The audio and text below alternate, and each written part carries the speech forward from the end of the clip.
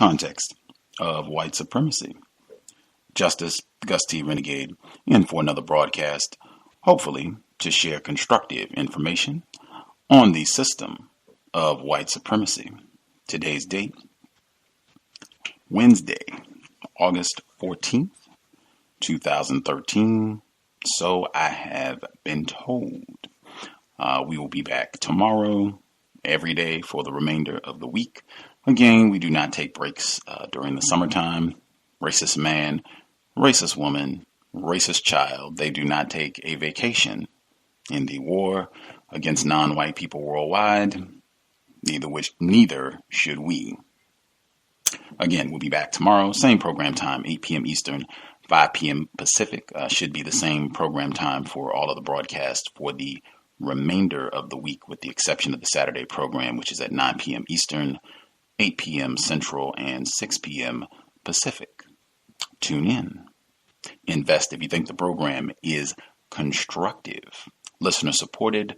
Visit the blog racism-notes.blogspot.com.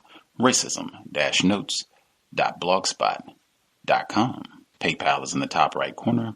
Again, listener supported. Invest if you think the program is constructive, and you can also support by sharing links to the program. You can put it on your Facebook page, Twitter. If you have a website, you can post programs there. You can even use the widget so that people can listen to the broadcast on your page. That way they can continue to browse whatever your content is while they listen to the cows, if you think the program is constructive and would benefit non-white people.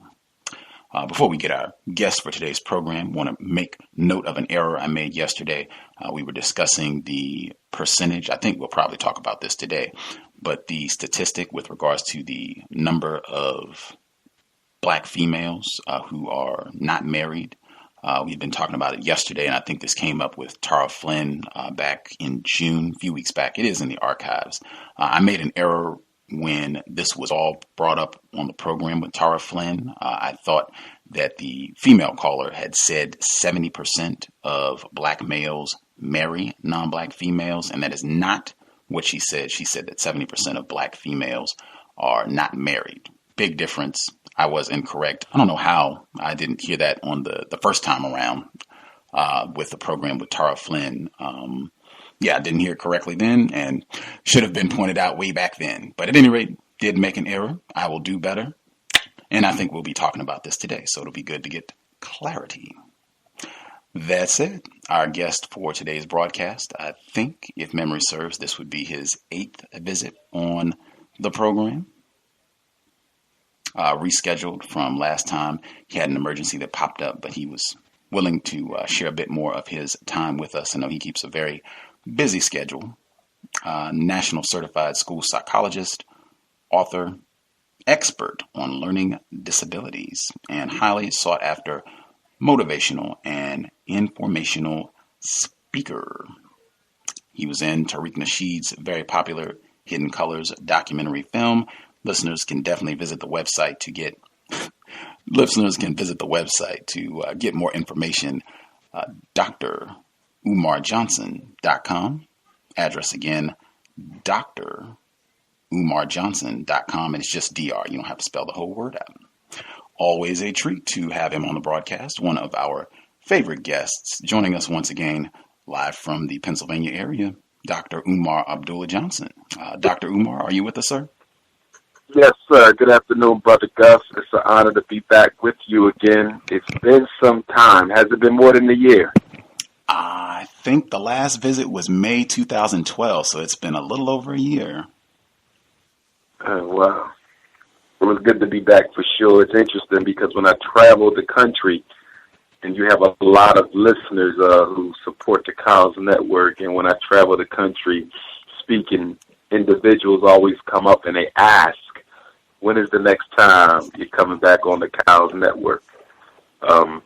So I tend to get that from time to time when I'm out and about traveling the country, including London. You have listeners over in the United Kingdom where I was last month, and some of them were also asking when I will be back on the show. So thank God and much love to the ancestors for bringing me back to the network today. Ashe, Ashe. Global system, if anything, I hope that encourages anyone. If you're talking about racism, white supremacy, this is a worldwide problem. So keep that in mind when you're speaking, writing, what have you, that you aren't leaving out folks who might potentially support your effort. If it's a book or whatever it is that you're doing, keep that in mind, because you have lots of people around the world who might take an interest in what you're doing, as evidenced by what Dr. Umar just shared with us. Before we get started, you want to let folks know where you're going to be, where they can see you out doing your lectures and what have you coming up? Certainly. My next stop will be Detroit, Michigan. Detroit city just declared bankruptcy a few weeks ago, but I will be there Thursday, Friday, and Saturday of next week. So that's the 22nd through the 24th. On Thursday night, there's going to be an invitation-only think tank strategy meeting for individuals who want to help organize and take Black Detroit to the next level independently. And then on Friday night, I will be going to the Truth Bookstore for the first time.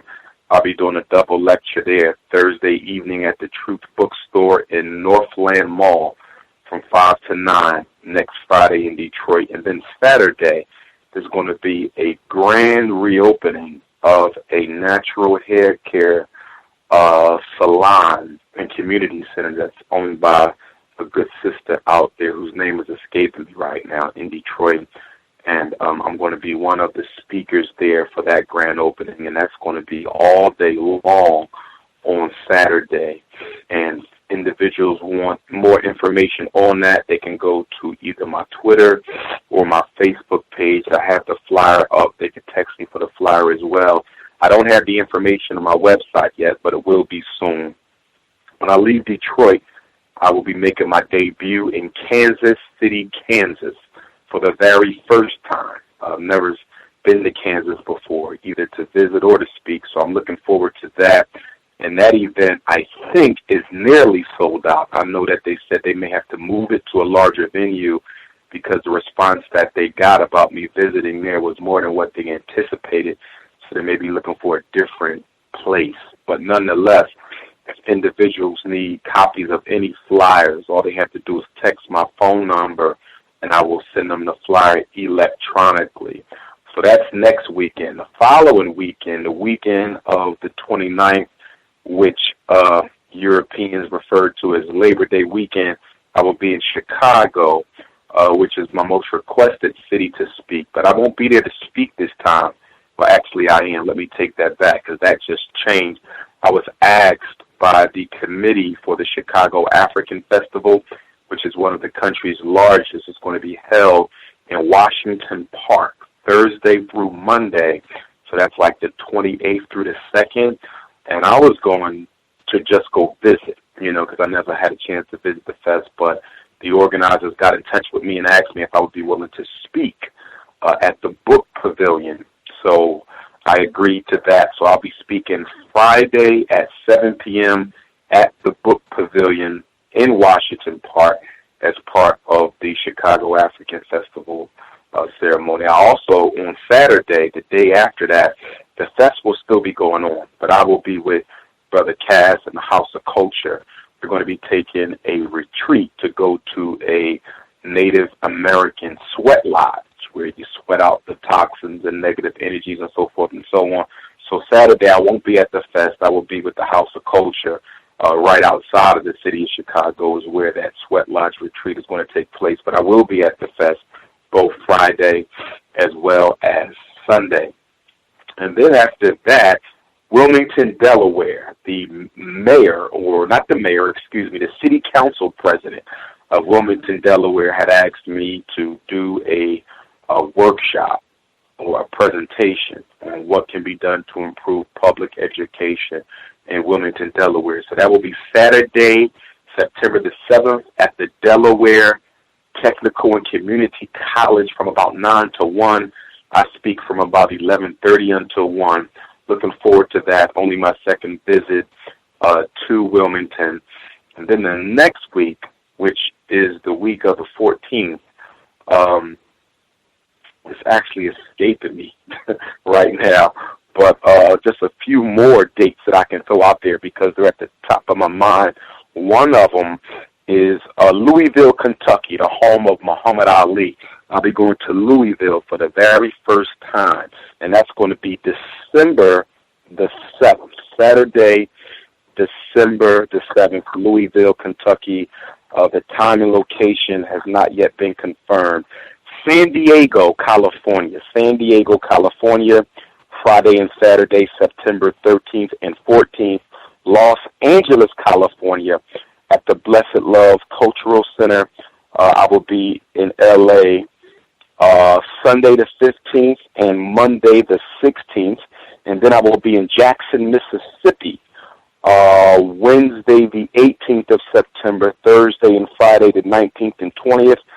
And then I come back to Philadelphia, September the 21st, Kwame Nkrumah's Earth Day, and I will be speaking at the Canaan Baptist Church on Saturday, September the 21st. And then I drive down to D.C., University of D.C. There's going to be a play on Saturday, and then I'll participate in a panel discussion Sunday. And then the last weekend of September, my organization, Team Pan-African, the international movement for the independence and protection of African people, we're going to be having our next meeting of the minds, September 27th through the 29th. It is free, and folks will be able to register on eventbrite.com within a couple of days for that. Meeting of the Minds is a traveling think tank where we go around to different cities and we engage the brothers and sisters in those communities with an opportunity to talk and discuss the challenges there, but more importantly, the solutions and strategy steps necessary to help raise our people out of their oppression. I will be debuting in the home of Michael Jackson, Gary, Indiana, for the first time, Saturday, October 19th, at the Cool Math Cultural Center at 6 o'clock. And then I will be going on to Los Angeles again, the Ebonics Conference, Charles Drew University. That's going to be November the 2nd. I'm also going to be in London, England, again, the weekend of October the 25th. We'll be going back to London. I will be doing the 3-city tour: Charlotte, North Carolina, Charleston, South Carolina, Newberry, South Carolina, Friday, November the 8th, Saturday, November the 9th. Paterson, New Jersey, for sisters only, breakfast at the historic Brownstone, Saturday, November the 16th. And then we will be having our Team Pan-African Meeting of the Minds follow-up in Norfolk, November the 23rd. And the last date that I'll give you is I will be speaking and debuting in Buffalo, New York. Buffalo is home to one of the most elaborate and serious, well-planned and extensive Kwanzaa celebrations that our people have globally. They have a reputation, and I was invited to be one of the speakers up in Buffalo, New York for the Kwanzaa celebration, and that will be Friday, December the 27th. Dr. Umar debuts in Kwanzaa, and that'll pretty much take us to the end of the calendar year. Super busy. Dig it. Hope listeners, if you're in those areas, or even if you don't live in an exact city, if it's driving distance, you can get there, go support. Sounds like lots of constructive activities going into 2014. To start things off, and I'll give out the address one more time, Dr. Umar Johnson. Get more updates if you missed anything and you want to make sure you have details. The website again, drumarjohnson.com. It's in the description if you need more info. To start off with, you were talking about suggestions, things that we can do that to help replace white supremacy with justice. One of the things that I think kind of gets overlooked, people want to do more elaborate things, whether it's going out to do some form of physical violence or going out to start a building or some sort of program. One of the things that you touched on a while ago, and I feel like this is something we should be talking about more, every Black person who is able and who knows that they can make the time and commitment should seriously think about adopting Black children. I think that is a mega way that we could all be contributing to replacing white supremacy with justice and taking back some of those children that white people get to terrorize and abuse in the foster care system, Jerry Sandusky, to take them out of that system and be giving them correct information to make that next generation of soldiers to help in this system. Can you just talk about the importance of black people seriously thinking about making that effort to adopt black children? Excellent point that you make there, Brother Gus. At our last meeting of the minds that we had in Chicago, the end of June, we had a sister come from a local adoption agency there in the city to talk about the need to adopt black children. It's something that I always talk about. We always talking about helping each other and loving each other and each one teaching one. And as you said, giving back in a simple yet very powerful way. But rarely do we adopt our own children, not just in the African American community as a whole, but even within the conscious community. I probably liaise with more different conscious communities across the country than most other folk do. And rarely am I coming across black people who are taking the responsibility to raise some of our children that they did not necessarily give birth to. And I think the reason why is because we're very selfish. I know we love to talk about how collective and communal we are, and without question, that is our history, and that is our heritage. But it does not tend to be our current habit. And I want to repeat that. It is our history, and it is our heritage to be collectivist and to be communal and to be compassionate towards the all above the I. But that is not our current habit. Black people are not adopting black children, and so-called conscious blacks aren't adopting them either. And what this does, by us neglecting these African children who are not attached to homes, what we do is we actually create a context, which is why I love the name of your show, Context of White Supremacy, because the context is key, because everything takes place within the context. We create the context that allows the Department of Health and Human Services, Child Protective Services, to then take those black children who we don't want and give them to sexually confused families to raise. In fact, when I look around and I look at the children I work with, and I look at the children I've worked with during my predoctoral internship, and I look at the children I work with now, and when I talk to other educators and psychologists around the world, I'm seeing a pattern where the unadopted African children are being given to the sexually confused couples, because the sexually confused couples, the gay, lesbian, transgendered, and bisexual families, aren't able to produce natural children of their own. And so since black people don't want black children, well, that automatically means that our children become earmarked and designated to be given away to the sexually confused couples, which is to say that the black community is complicit in the mass homosexualization and lesbianization of young black children.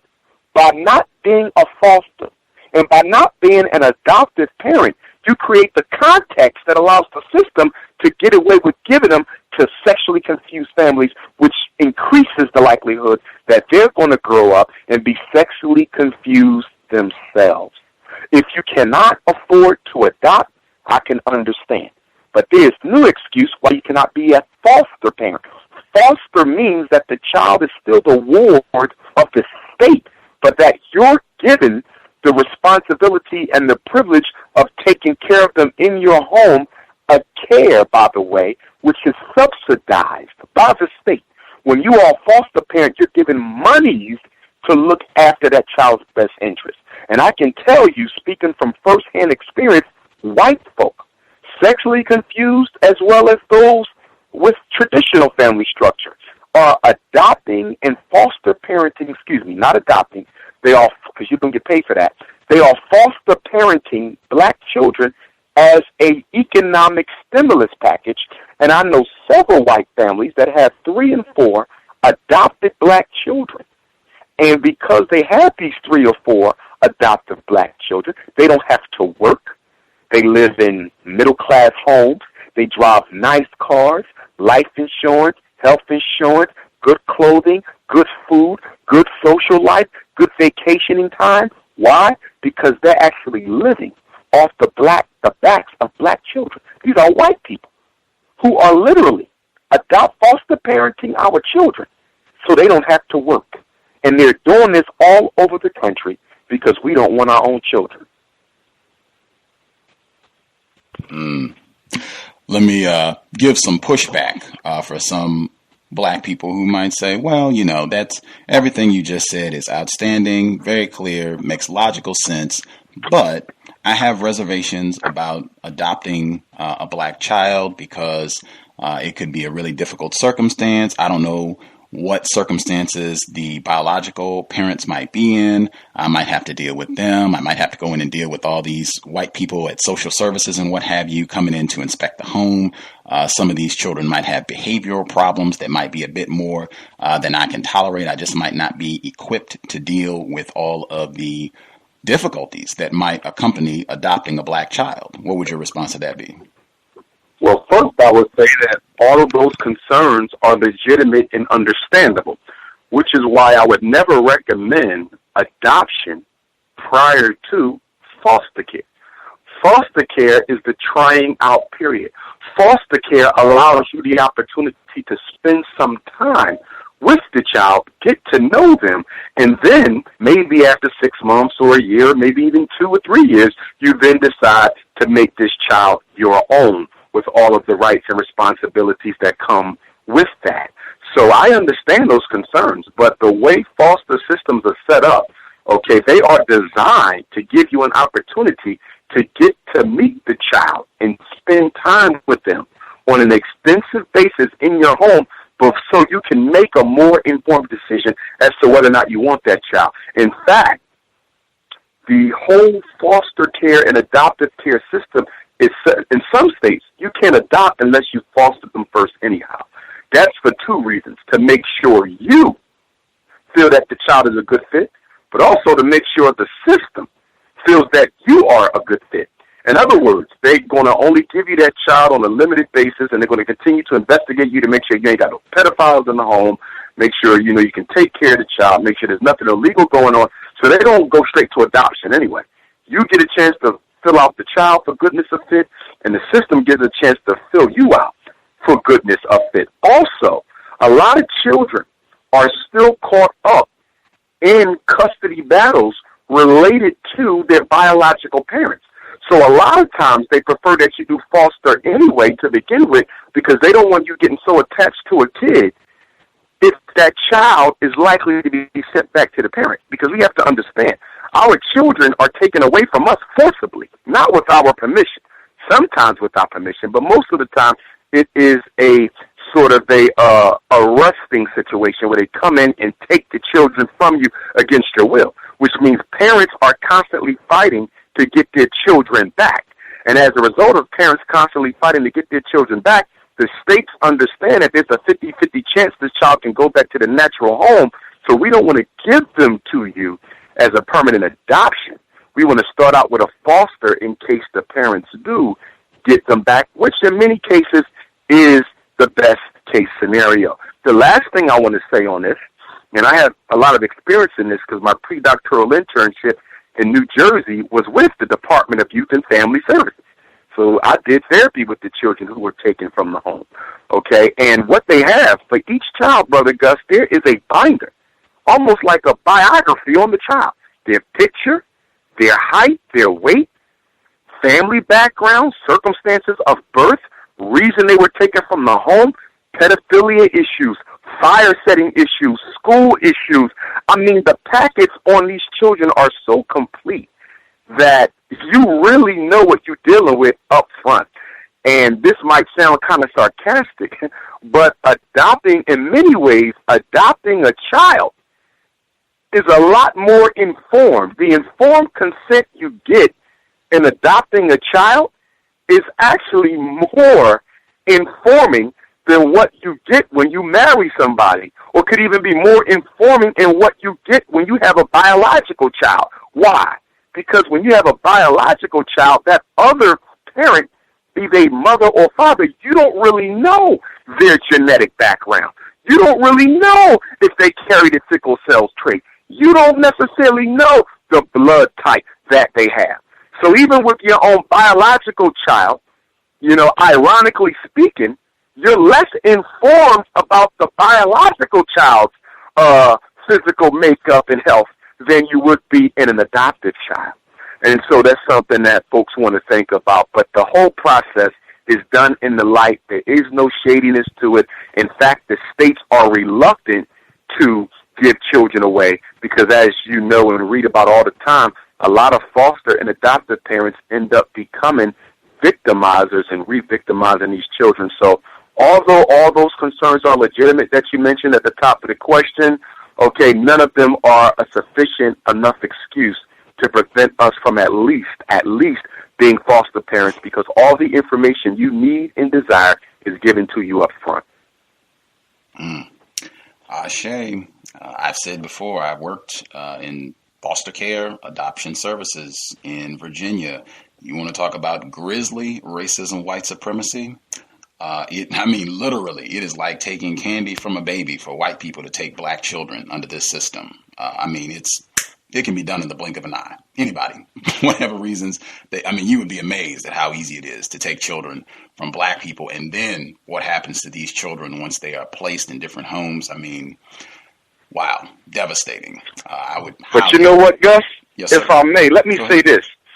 As it relates to racism, white supremacy, this is one of the reasons why it's so very important that we teach our children at a young age what racism and white supremacy is.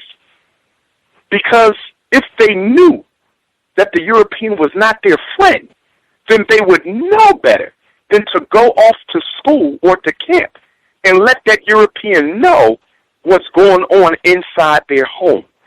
Now, of course, there's exceptions to every rule, such as sexual abuse. As far as I'm concerned, a child can tell anybody they can get to in that case. But yet and still, if our children were taught cultural criteria, then even if they're being physically molested or taken advantage of, there should be an elder in the community or someone within the family that they can go to, which would also preclude the need for them of having to share that information with the European. But what we do is we raise our kids with the belief that all white people are good, or that white people are good, period. And so, as far as the child is concerned, for what we've taught them, why can't I tell my principal that my daddy beat me a little too hard last night? Why can't I tell my teacher that me and my brothers and sisters didn't eat yesterday? Because after all, I go to church, and in church, God is white, Jesus is white. I know my parents, they talk highly of white people. So why was it wrong for me to do that? Because basically what I've been taught in my house was that white people were our saviors anyway. So if white folks are the saviors of the world, i.e. Jesus Christ, shouldn't I naturally go to them so they can save me from my parents? So we have to look at how the way we socialize our children to look up to white people as the vindicators for humanity, again, creates the context that allows them to go and share the whole family business with European strangers because we did not teach them that these people are not your friends. Black people have enemies. I think that gets said repeatedly. Context of white supremacy, our guest, Dr. Umar Abdullah Johnson. You've already been touching on a lot of these issues with regards to black relationships, family dysfunction.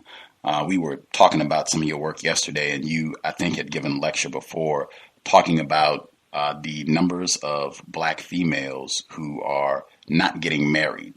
Can you, I guess, give some of your view? What is your viewpoint on the numbers of black females that are not getting married and why that is? Certainly. Well, it's also important to note that the number of men that are not getting married is increasing as well.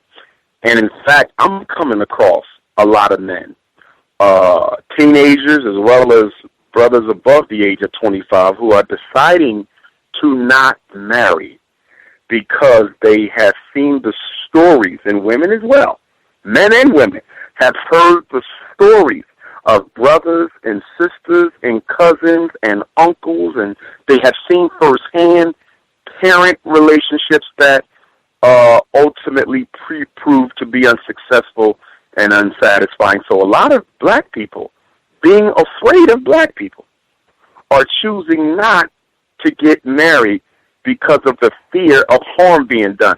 Here's what it comes down to on a relationship level. Well, first let's look at it politically, and then just look at it psycho-spiritually. On the political end, it's difficult for black men and black women to get along, number one, because we have been socialized by the European, okay, to consider each other and ourselves as worth less. So a black man, many have difficulty respecting black women because he sees her through sky blue eyes. In other words, the black man sees the black woman the same way as the white man sees, as a bitch and a sexual prostitute. Hence, how she's often referred to in the so-called hip-hop community. Okay? The average rapper refers to a black woman as a bitch.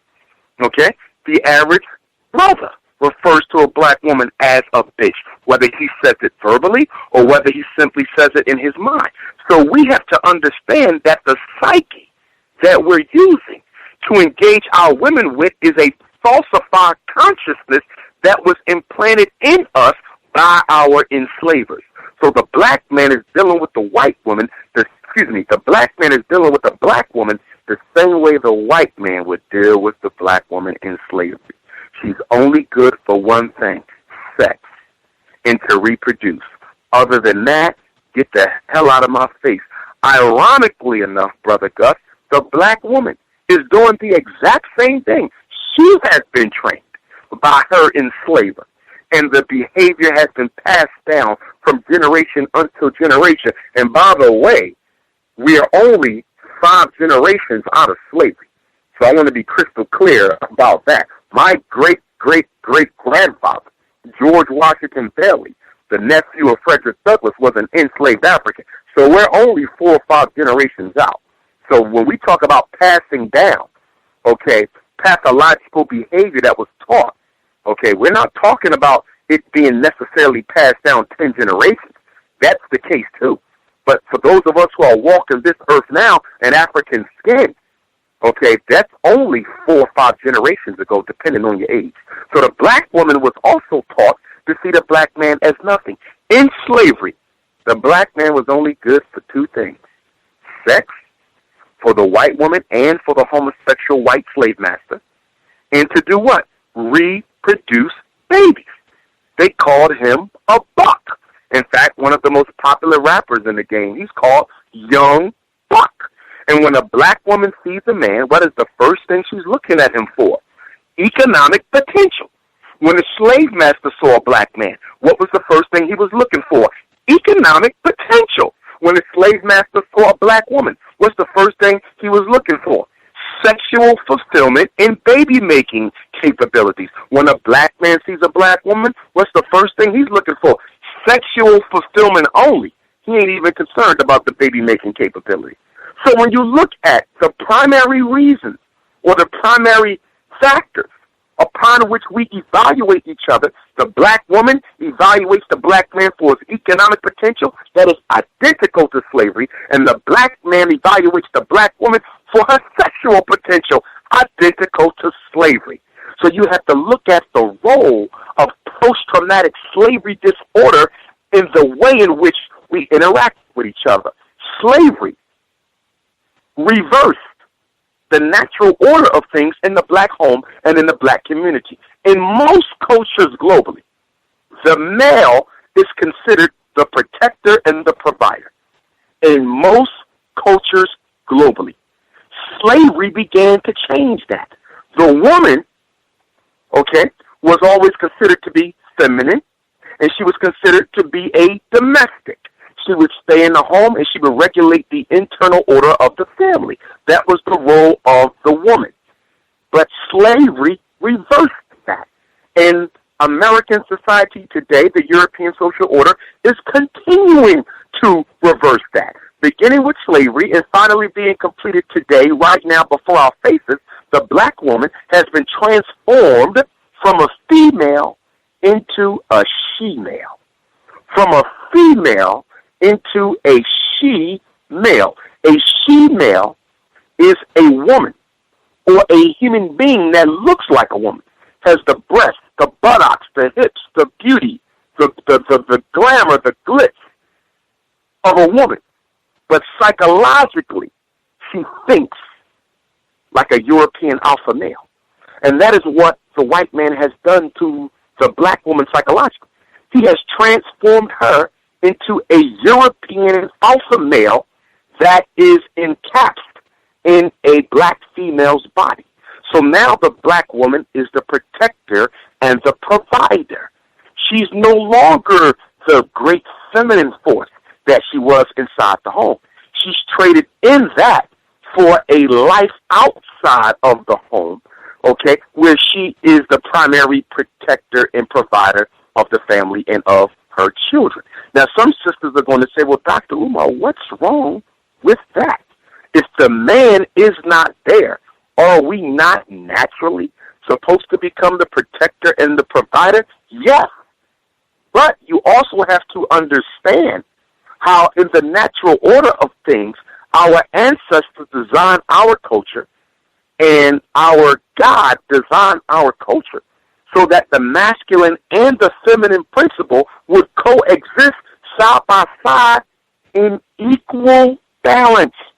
In equal balance. In equal balance. But when the black man is taken from the home, the balance is disturbed.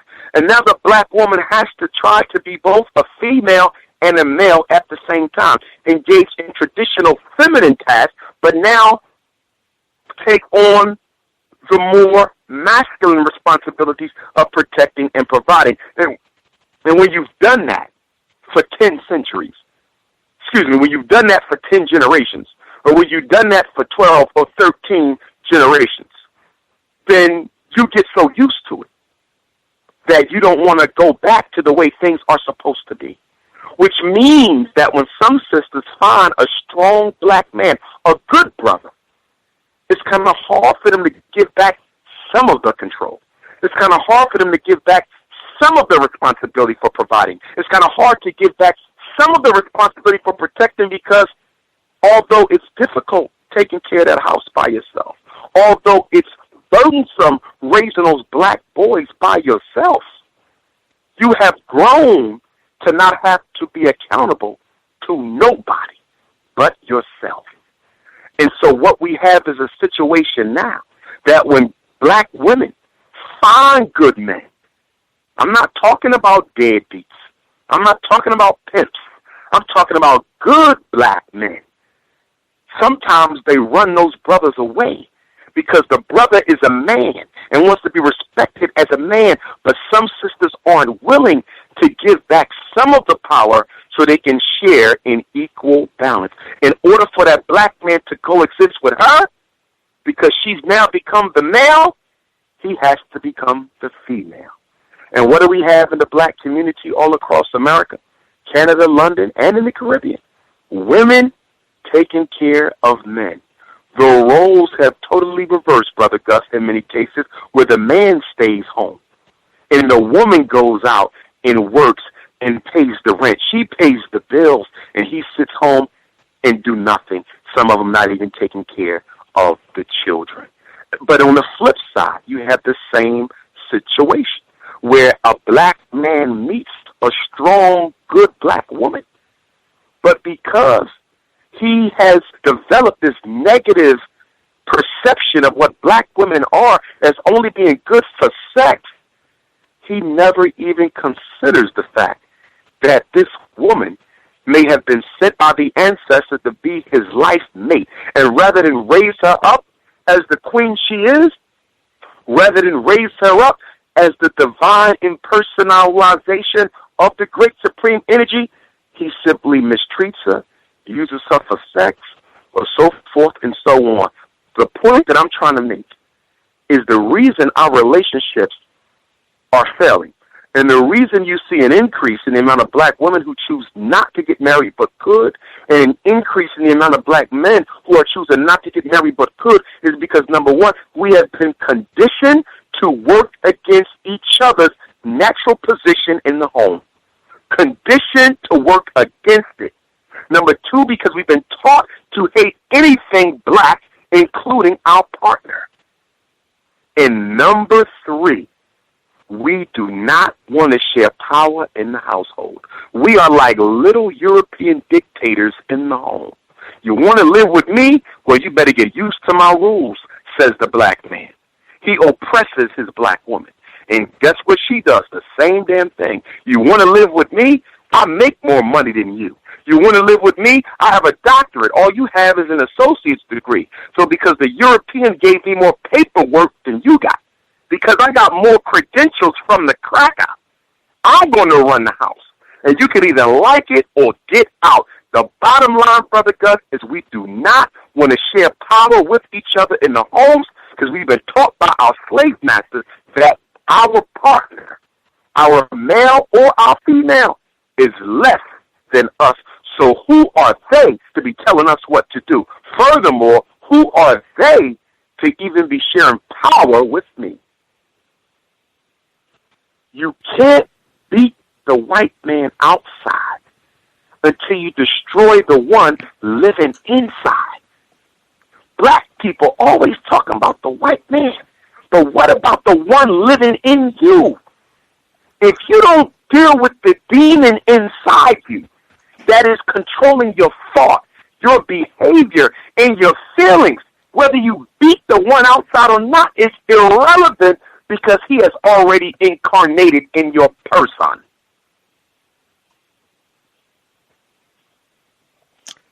Context of white supremacy. I have two quick questions. Just want to get clarification, and I'll see if Justice has some questions.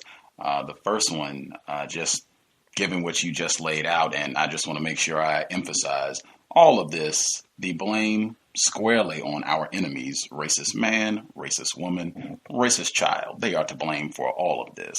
But the point that you made about the disruption that has been caused with regards to males not functioning, black males not functioning as black men, black females not functioning as black women,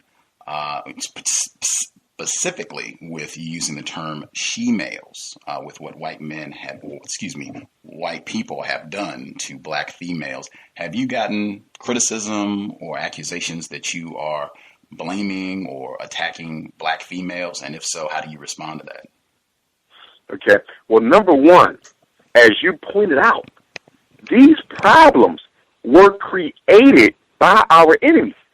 So the black woman should not be mad at the black man for the fact that he is not taking his rightful, righteous position in the home. She has to understand that white supremacy has socially engineered a condition where the women get the jobs and the men go to jail. So if she understood that all of this is being manipulated by the American social order, she's not going to beat down her man. She's going to say, look, I see what he's doing to you, but although he's doing it to you, he's doing it to destroy me as well. Some sisters who are not politically astute may draw the conclusion that the white man is fighting the black man, but he's not fighting the black woman. How wrong you are, sister. The whole purpose of destroying the man is to eliminate the defense. So when you're ready to destroy the women and the child, there will be no protection against your carnage. So in destroying the black man, you're destroying the black woman and her natural feminine position that she is supposed to hold within our community and family. So no, I don't want her mad at the black man. I want her to understand what her enemy is doing, which has created the circumstance that her husband finds himself in. I don't want the black man getting mad at the black woman for making more money than him. I don't want the black man getting mad at the black woman for being better educated than him. And I don't want the black man getting mad at the black woman for not wanting to share power with him.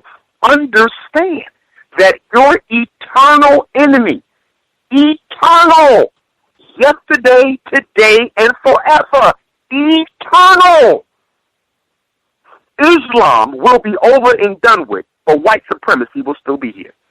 Roman Catholicism, Christianity, will be over and done with, but white supremacy will be here. We're talking about an eternal enemy.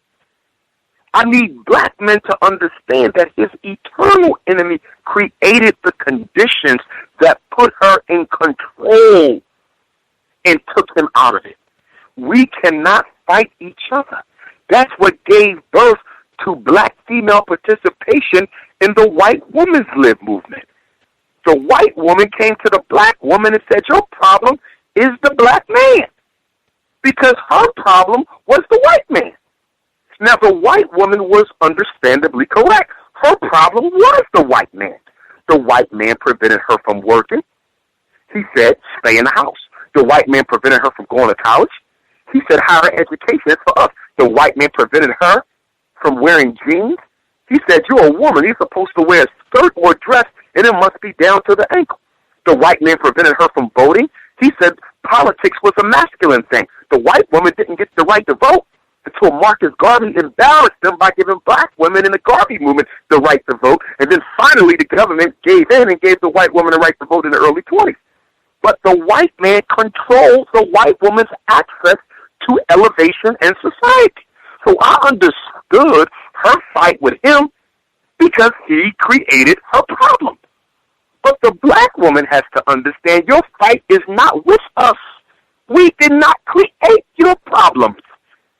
Your problems and our problems were both created by our eternal enemy. So the white woman's lib movement corrupted the consciousness of many sisters, which in turn led to them turning against black men. We don't control whether you work, black woman. We don't control whether you get accepted to Harvard or Howard, black woman. We don't control whether you vote, black woman. We don't control whether or not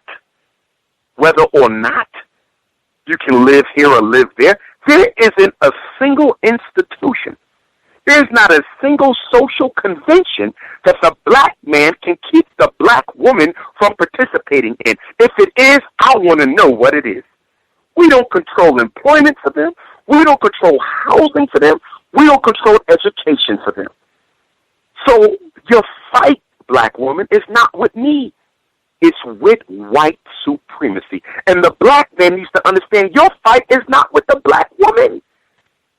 It is with white supremacy. We are supposed to be joined at the hip, man, woman, and child, side by side against white supremacy.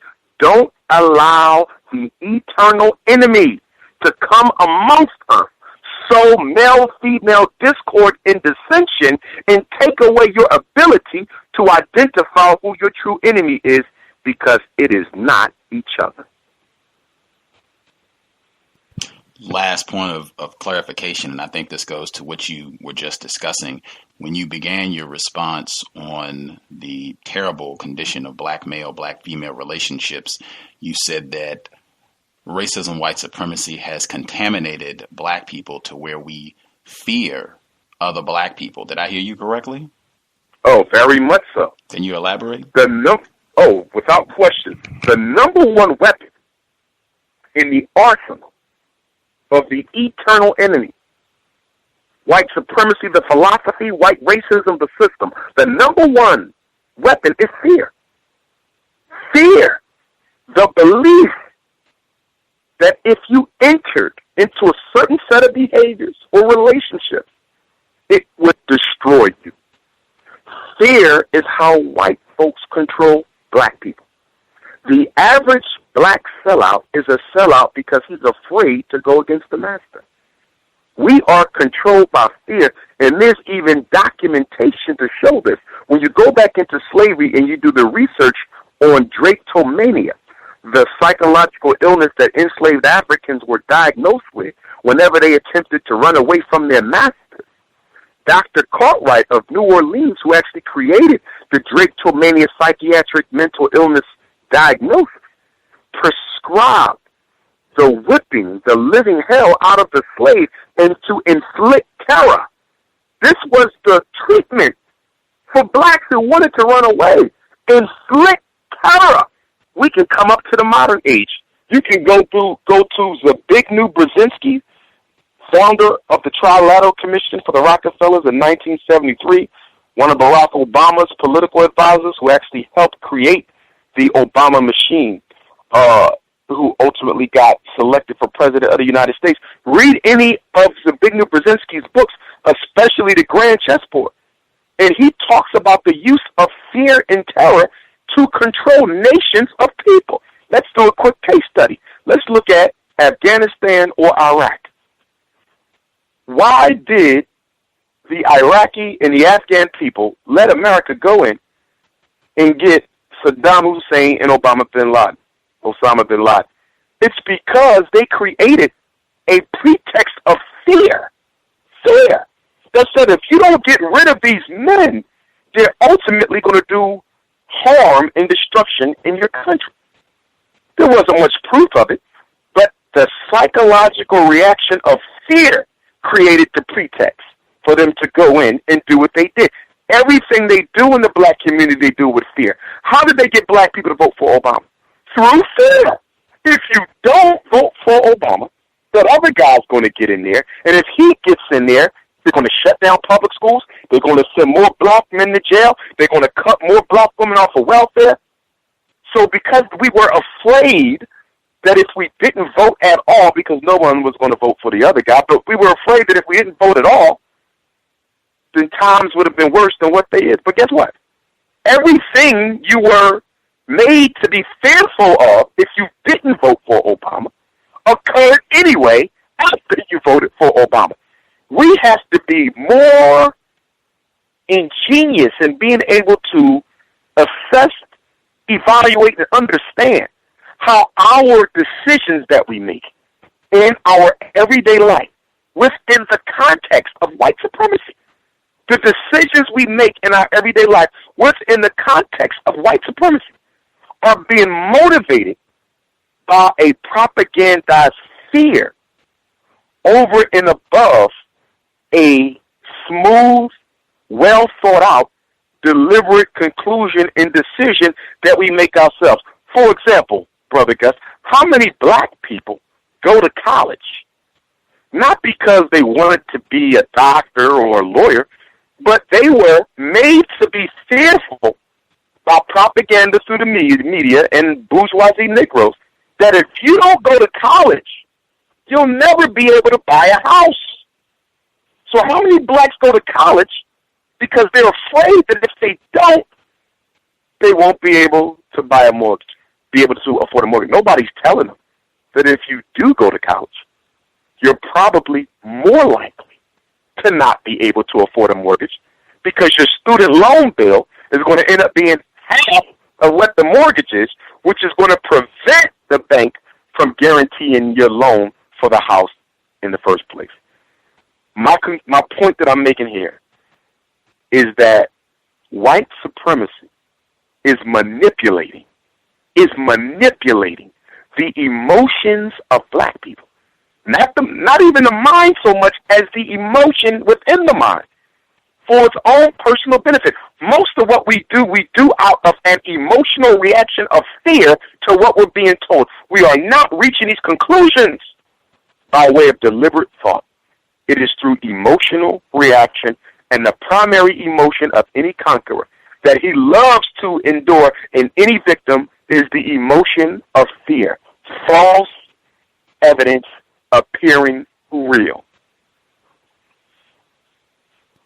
Context of white supremacy. Again, Dr. Umar Abdullah Johnson. Visit the website for more information, drumarjohnson.com, and that is drumarjohnson.com. We will check in, see if our co-host Justice, if you have any questions, your line should be open. I'll give out the number for listeners in case they have any questions they would like to ask. 760-569-7676. And the code is 564943#. Press *6 if you have questions. The number one more time, 760-569-7676. And the code is 564943#. Press *6 if you have questions. Justice should be with us. Please proceed.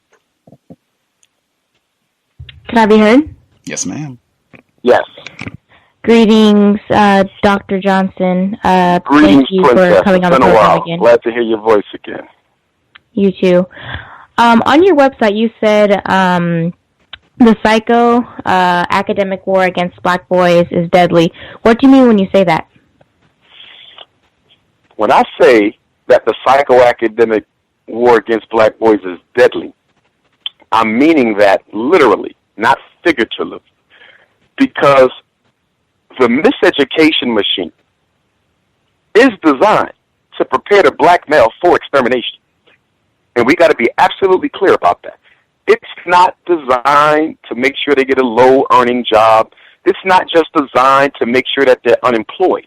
The unemployment is simply a means to the end. It's not the goal. In other words, we want him to be unemployed, so he has no other choice than to rob or sell drugs or kill in order to take care of himself. And in doing that, he helps carry out our plan of genocide. But also, ultimately, we're going to catch him, and we'll be able to put him in jail for the greater part of his natural life, if not put him in the execution chair flat out. So literally, by miseducating black boys, you create the circumstances that allows 1 out of every 4 African-American males to be murdered by their 25th birthday at the hands of another African-American male. Miseducation is death. Miseducation is death. And people need to see it as that. That's why folks say, well, you're so serious about this miseducation thing. Like, should that be our priority? You damn right it should.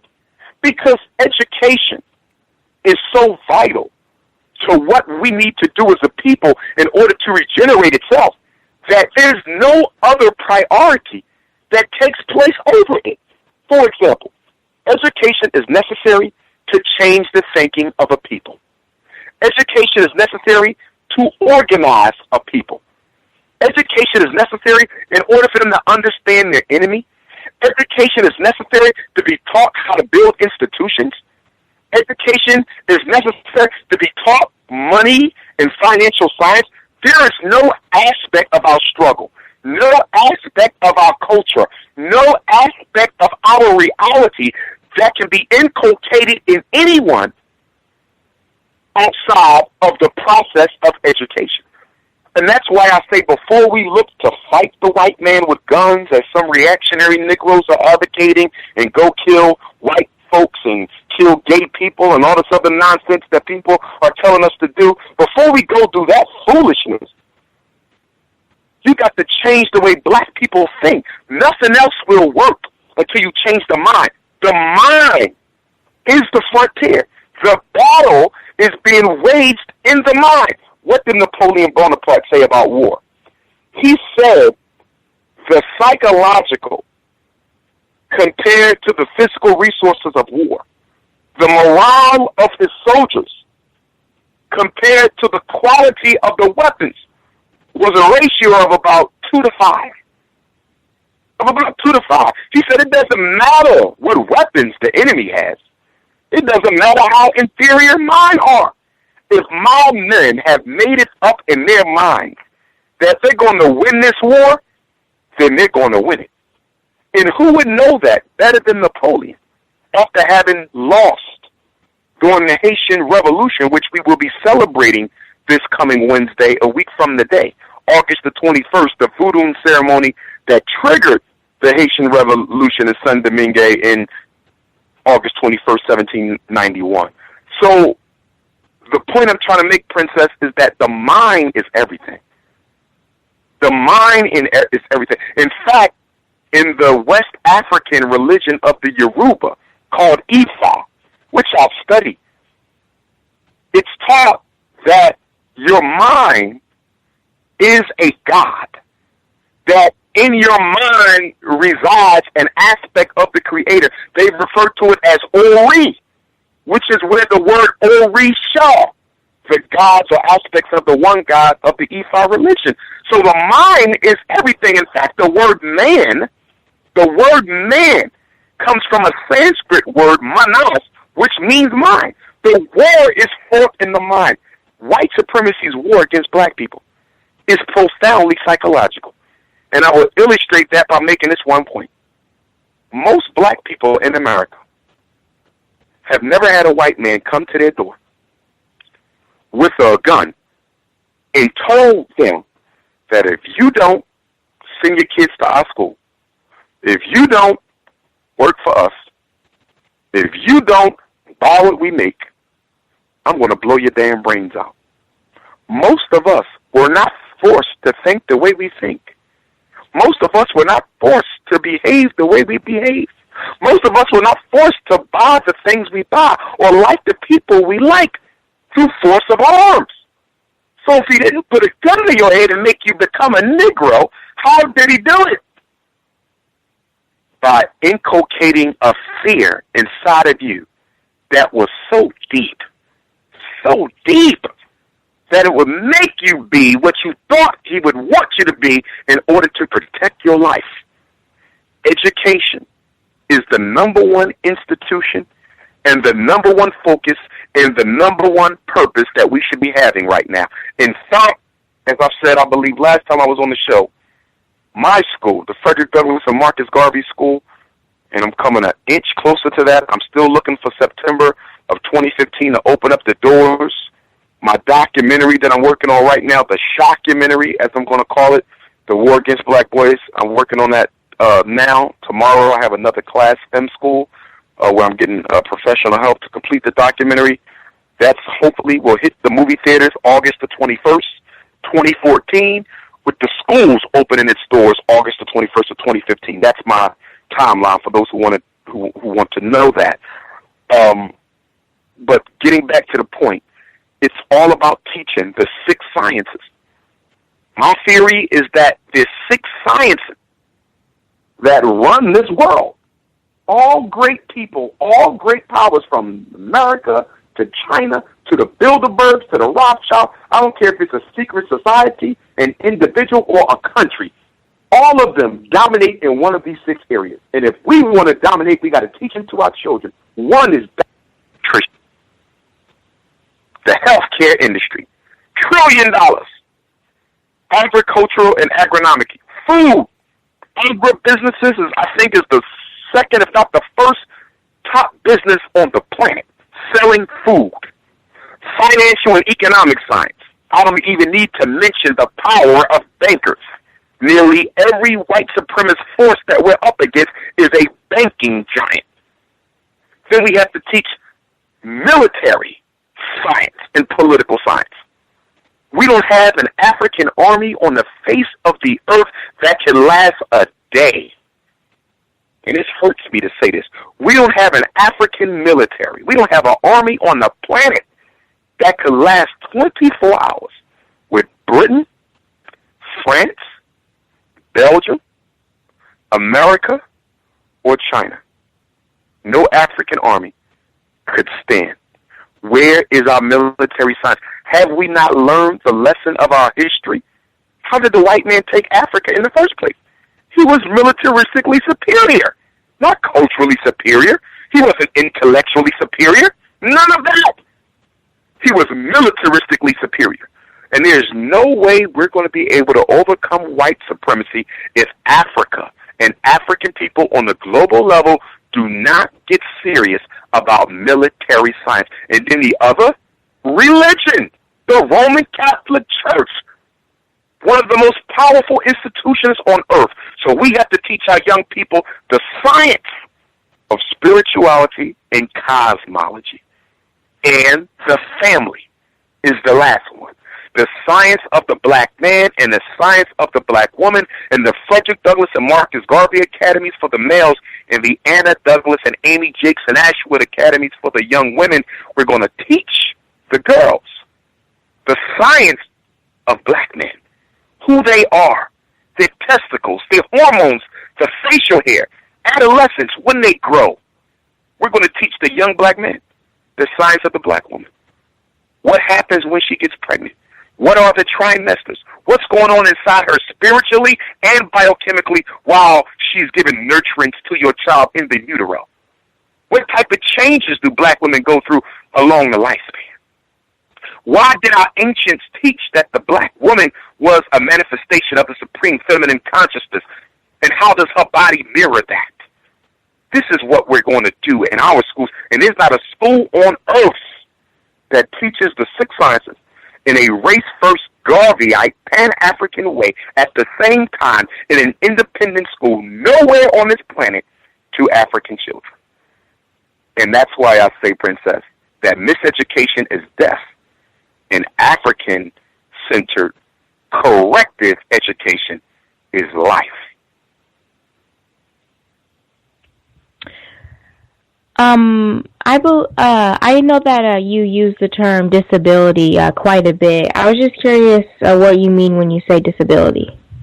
Well, there's two words. One is disability, and the other is disorder. Now, when I'm speaking in a professional sense, by disability, I'm normally talking about one of the 13 federally defined special education disabilities. So I'm speaking from an educational context, and I'm referring in particular to the learning disability or the intellectual impairment, as President Obama now calls it. It used to be called mental retardation. Now it's called intellectual impairment.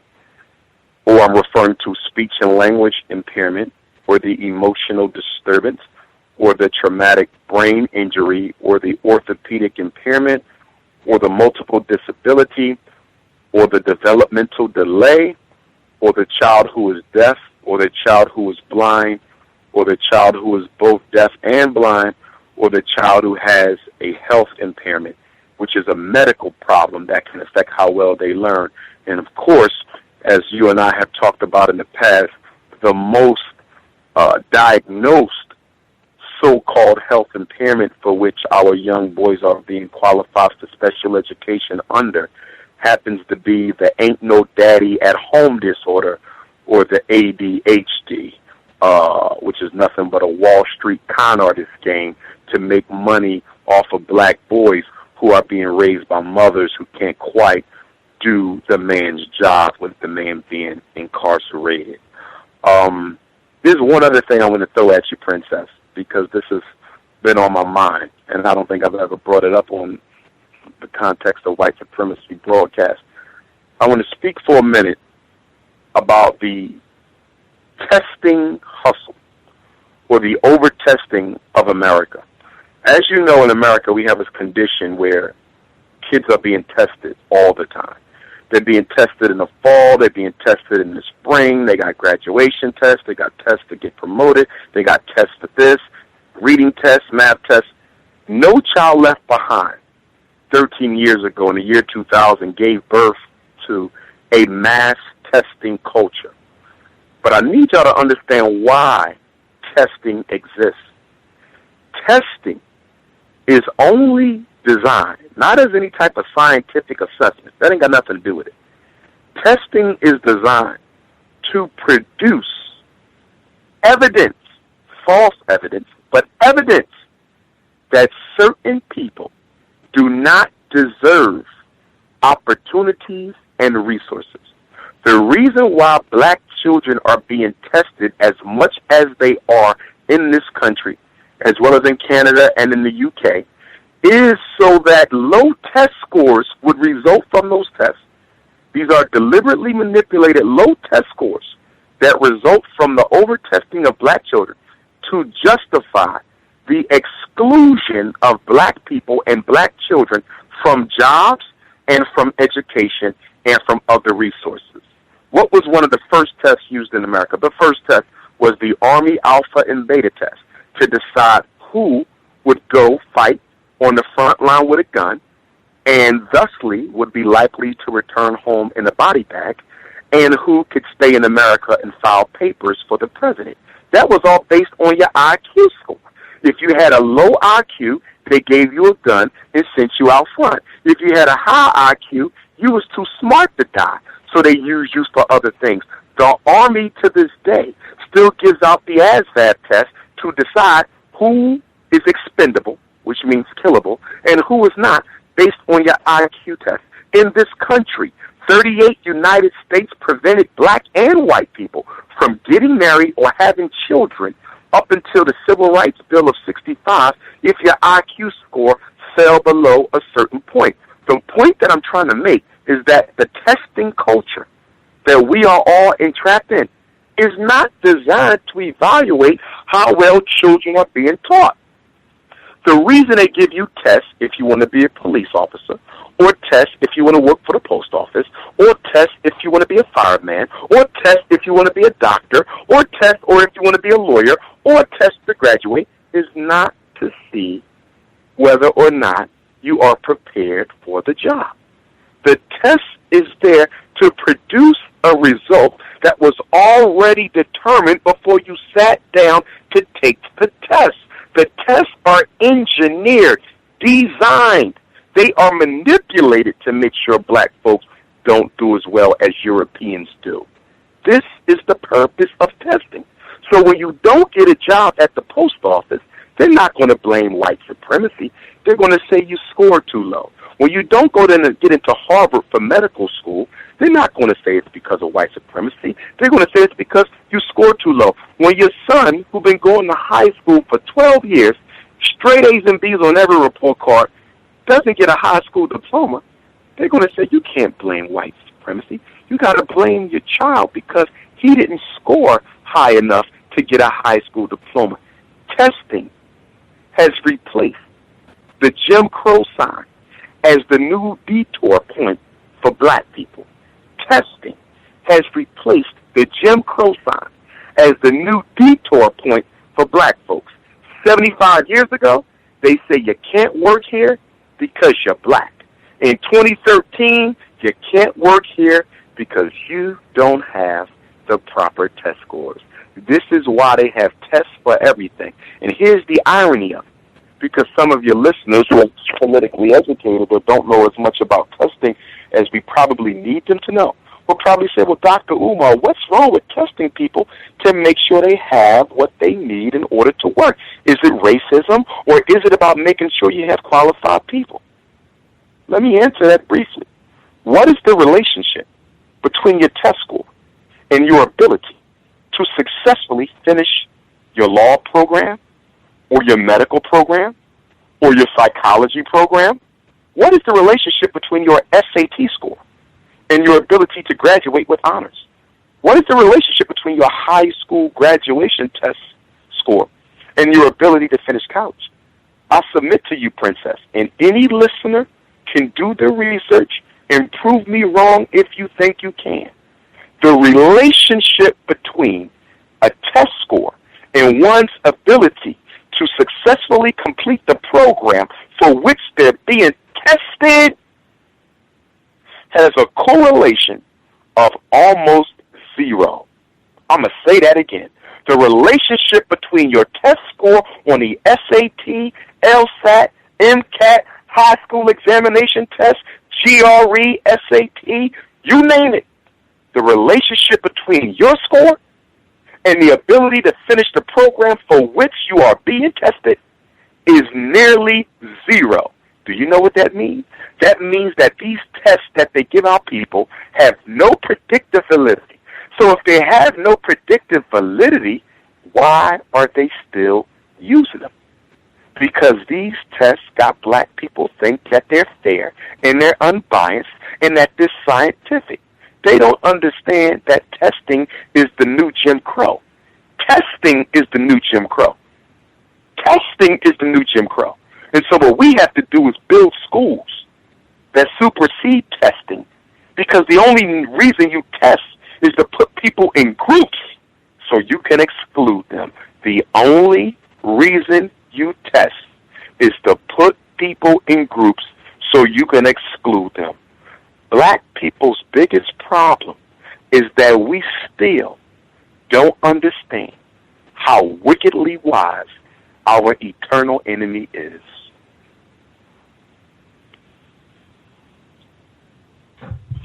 What are the steps that you take to help with disruptive behavior in black boys? Speaking of disruptive behavior, for your listeners, because this is the first time I think that I've been on your broadcast since my book has come out, which came out March 6th. It was released with attorney Alton Maddox up in New York, who's still fighting on behalf of Tawana Brawley, the sister who was raped by the New York City police officer back in the 1980s. And so the book was released March 6th. But I'm bringing this up to help answer my question because I have a chapter in my new book, Psychoacademic Holocaust, the Special Education and ADHD Wars Against Black Boys. I have a whole chapter that teaches black people how to deal with disruptive behavior without any to change behavior. And so what I do, Princess, is I work with parents and I teach them the science of behavior. So they realize that the children don't need Ritalin, and they don't need Adderall, and they don't need Strattera, and they don't need Depakote, Prozac, or Paxil to change their children's behavior. They can do it with a consistent discipline program. In fact, I'll give you one of the laws. I have my book in my hand. I'm reading from Psychoacademic Holocaust, and I'm going to briefly give you the 11 laws. These are Dr. Umar's 11 laws. In fact, let me just read you the sentence. In teaching black boys the law of consequences, you must be sure to adhere to Dr. Umar's 11 laws of successful child discipline. These are the 11 laws. My whole behavior modification program can be summed up in these 11 laws. And if your listeners purchase the book on my website, they'll be able to study this in depth. Law number 1, the law of consistency. That means basically, Princess, you got to be consistent. If your child misbehaves on Monday and receives a consequence, but doesn't get a consequence when they misbehave on Tuesday, you're not being consistent.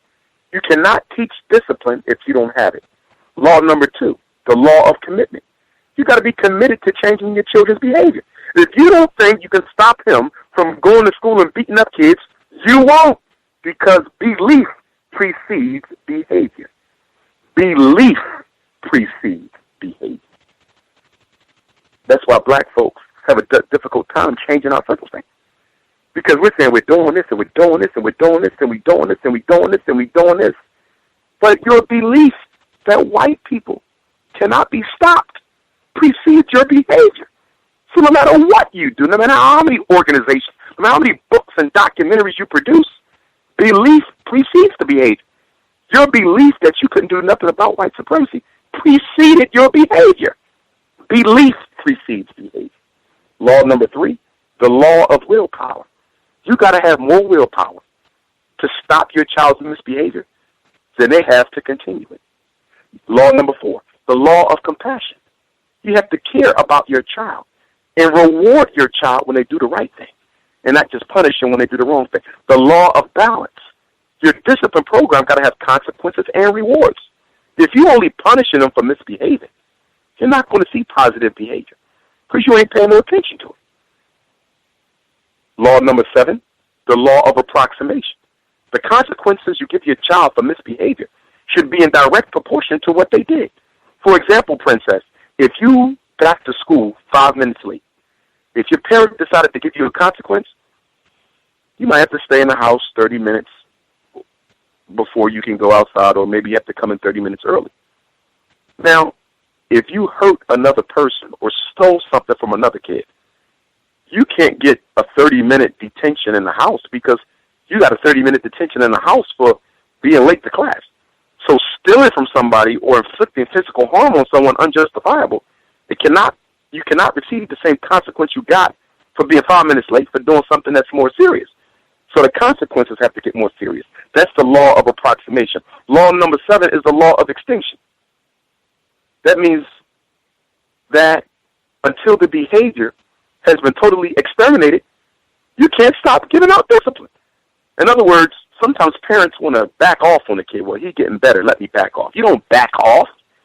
You can't back off until you've taught, him a new habit. There is no backing off. Law number 8, the law of function. Know why your child is doing what they're doing. You have to know why your child is doing what they're doing in order to change it. Law number 9, the law of reciprocity. What you give, you get back.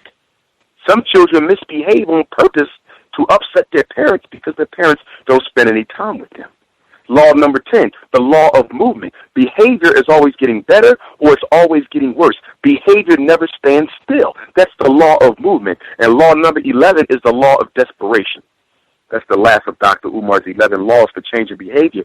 And I go in more depth in the book. But the law of desperation, Princess, says the behavior always gets worse before it gets better, because the child is now acting out of a desperation. In other words, he's going to try to force you to give up by being extra bad. That's why he's going to go to school and cut up extra worse. Why? Because he's about to give in. But he wants to try one more time to break his mother's will.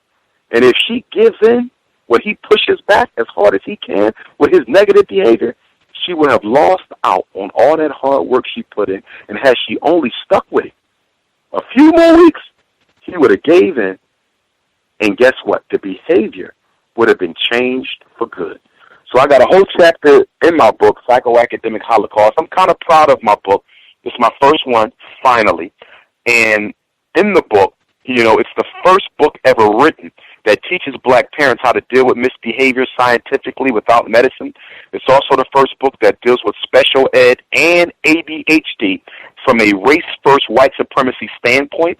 It's the first book that teaches black parents how to fight back against special ed and ADHD. So it's not the first book on education. It's not the first book on psychology, but it's the first of its kind to teach parents how to fight it with specific information, not just telling them about the problem, but telling them how to fight the problem. And again, that book, Psychoacademic Holocaust, is available on my website along with most of my DVDs. It is being sold by some of my bookstore vendors on Amazon. Not to take anything away from them, but some of those bookstores are charging more for the book than what I charge for my own book. The book is a $20 product, not a $30 or $35 product. I respect the fact that they think enough of my book and feel that the information is worth $35, but we also need to be careful not to price out parents who really need this information out of the ability to buy the book. So if you get it on my website, you'll get it at its actual price. If you get it on Amazon, you're going to get it at an inflated price. And I'm going to be working on the audio book soon as well, and also a workbook. But I'm hoping in talking about those 11 steps or those 11 laws of behavior that answers your question. But my job is to teach parents, to make it real simple, my job is to teach parents how their own behavior creates their child's behavior and maintains it.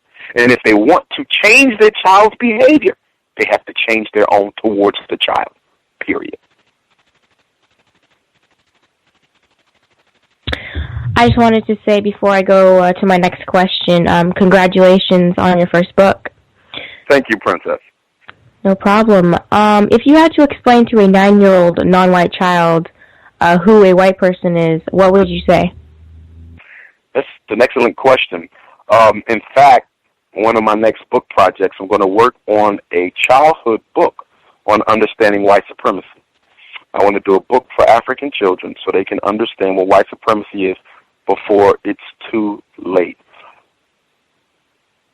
To explain to them what a white person is, I got a lot of thoughts on that. This is what I'm going to do. And Gus and I have done this before when we dealt with the definition of manhood, which I misplaced. As a matter of fact, I don't know if Gus still has it. But when I come back on my return show, I'm going to have a definition for you on what is a white person. I'm going to work on that for the next interview. Okay. That'll be great. When you teach children about racism, white supremacy, what is their reaction? Honestly, it is very enlightening for them to learn about it because it helps them make sense of their world. See, if we want to protect the self-esteem of black children, you got to teach them about white supremacy. You say, well, what does white supremacy got to do with my son's self-esteem? Why do I got to teach him that the white man is his enemy in order for him to think highly of himself? Understand this, please. I'm going to explain it. White supremacy is designed to destroy black people. And the first frontier is always the mind. So when your child is in school being mistreated by his white teacher, when he's being suspended by his white teacher, when he's being put in special ed by his white teacher, when he's being put on ADHD medicine and diagnosed with it by his white teacher, he's likely to blame who for these problems? Himself. Something's wrong with me. That's why I'm diagnosed as retarded. Something's wrong with me. That's why I'm diagnosed with ADHD. Something's wrong with me. That's why I keep getting suspended. Something's wrong with me. That's why my teacher keeps yelling at me. His self-esteem is being destroyed by the treatment that he's getting because he has not been taught that this is not happening to you because something's wrong with you. This is happening to you because something's wrong with the person who's doing it to you. That person is functioning through a pathological global system called white supremacy that has African people as its eternal enemy because you pose a genetic risk to its survival, and as a result of that, subconsciously, they are out to destroy anything that could destroy them genetically. And the way you're being treated ain't because anything wrong with you, but because you are their biological enemy because you have a superior genotype within your DNA. That's why this is happening. Not because something's wrong with you, but because something is right with you and wrong with them. So then the light goes on. Then they say, wait a minute. Now that I think about it, I noticed that the white kids, they never got in trouble, and they was doing the same thing. Now that I think about it, this ADHD thing sounds like a bunch of junk. When I look at the definition, anybody can qualify for this, Dr. Umar. So by teaching them about white supremacy, they're then able to assign a different interpretation to the experience they have with white folks, other than it must mean there's something wrong with me. If they're not taught about white supremacy, they blame themselves. The average black child is walking around mad at himself for not being what he needs to be because he's been told that he ain't good enough for white people. So by teaching him that this is being done to you not because you have a deficit, but because you are an African and they are European, and that you being an African does not mean you're inferior to them, but because of your historical and genetic superiority.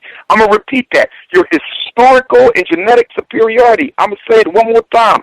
This is being done to you because of your historical and genetic superiority. Don't you dare internalize anything they do to you. Simply understand it and move on. The art of war is deception.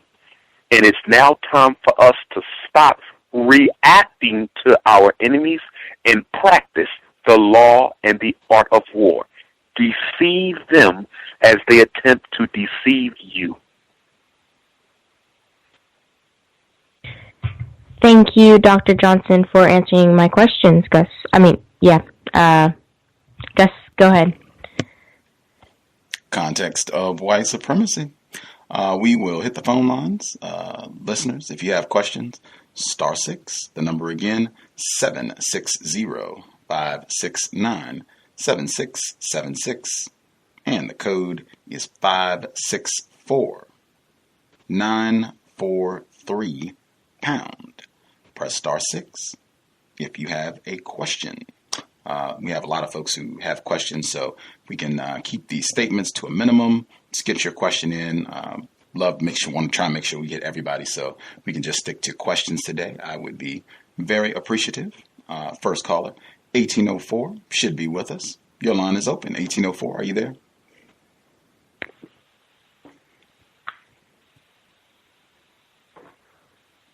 Yes. 1804. Yes. Can I be heard? Yes, ma'am.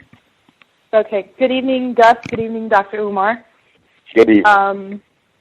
The question I have, you mentioned several times about the mind and how White supremacy works on us first with first in the mind and through fear and all sorts of psychological devices.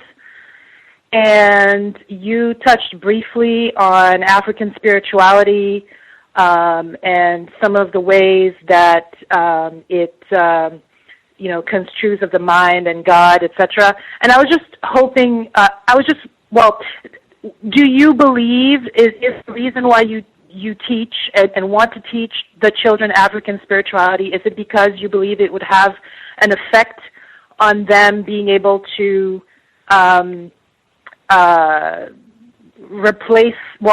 being able to remove that psychological brainwash of white supremacy on them? I believe that African spirituality must be taught to African children, because in our war against white supremacy, we are losing out on perhaps one of our most significant weapons, which is our connection to the divine. The power of African spirituality lies in the fact that you can deal directly with the Most High, and you can actually ascertain specific information about the immediate future that can help improve our decision-making in the present. For example, when you study our warrior ancestors, whether you look at Shaka Kagona of the Zulus, whether you look at Queen Nanny of the Maroons, if you look at Nat Turner of Southampton County, Virginia, if you look at Denmark Vesey, Gabriel Prosser, nearly all of our warrior kings and queens, not all, but most, had a diviner within their camp. There was someone who could read the stars, who could ask a question of supreme consciousness and get an answer as it related to the battle plan that could help improve the likelihood for victory. We have to tap into that. The ability to ask a question and say, should we move out today or tomorrow? That's important. That's extremely important. And that can only be done by being astute yourself within spirit, or working with someone who has been initiated into that spirit. And it doesn't matter whether it's the Santeria system or Ifa, Lukumi, whether it's the Akan system, the Dagara, whether it's Kemet, doesn't matter which version, because it's all the same thing with a different name. But we need that ashe. We need that spiritual power to help us in our work. I think one of our contradictions within the past 50 years of our struggle is that we've kind of kept the political and the spiritual separate. And we have to recognize that they're just two sides of the same reality. And our fight against white supremacy is spiritual as well as it is political. It is spiritual as well as it is political.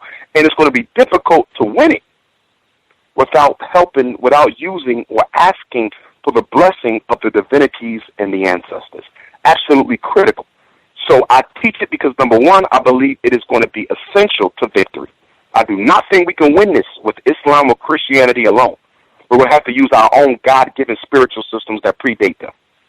So number one, I believe it's necessary for victory. But number two, I believe it's necessary for us psychologically. Black people are suffering from spiritual genocide. We're suffering from spiritual nutricide. I come across Muslims who try to make themselves content with Islam, but it's something more they want. It ain't in a religion. I know Christians and Jehovah's Witnesses and people who belong to all kinds of faiths, and they come to me, Dr. Umar, I love my religion, but I feel like I'm missing. There's something missing. I'm still depressed. I'm still sad. What's with me? You know what you're missing? Your ancestors. Quran don't deal with your ancestors. Bible don't deal with your ancestors. The Torah don't deal with your ancestors. What you're missing is your ancestors. What sets one of the things that sets our spiritual system apart, I don't like to call it religion, because we don't really have religions. Our religion is a part of our culture. So when I talk about Ifa or Voodoo, I'm talking about culture. And that's important, not just semantics, because when you teach dealing with your ancestors as a part of culture, Black people don't get confused and start thinking that I got to choose Islam or Islam. I got to choose Christianity or voodoo. I got to choose Roman Catholicism and Santeria. No, you don't. This is culture. That's your religion. You can be Muslim and practice your culture. That means you can still be Muslim and deal with your ancestors. You can still be a Roman Catholic and still deal with your ancestors because this is culture. This is greater than culture. This has evolved over millions of years. This is 1,500 years old. Christianity is only 2,000 years old. The Hebrew faith is only about 10,000 years old, 5,000 years old. Okay, this is millions. You don't throw away your culture for no religion. In fact, nobody would do that but a slave anyway. Nobody would throw away their culture but a slave for a religion. So I believe it's necessary for us to heal psychologically from post-traumatic slavery disorder, to heal from all the sexual abuse. I think dealing with our ancestors and dealing with the divinities, the various aspects of God in the universe is necessary for us to heal from our substance abuse and our addictions. I believe psychologically and militaristically.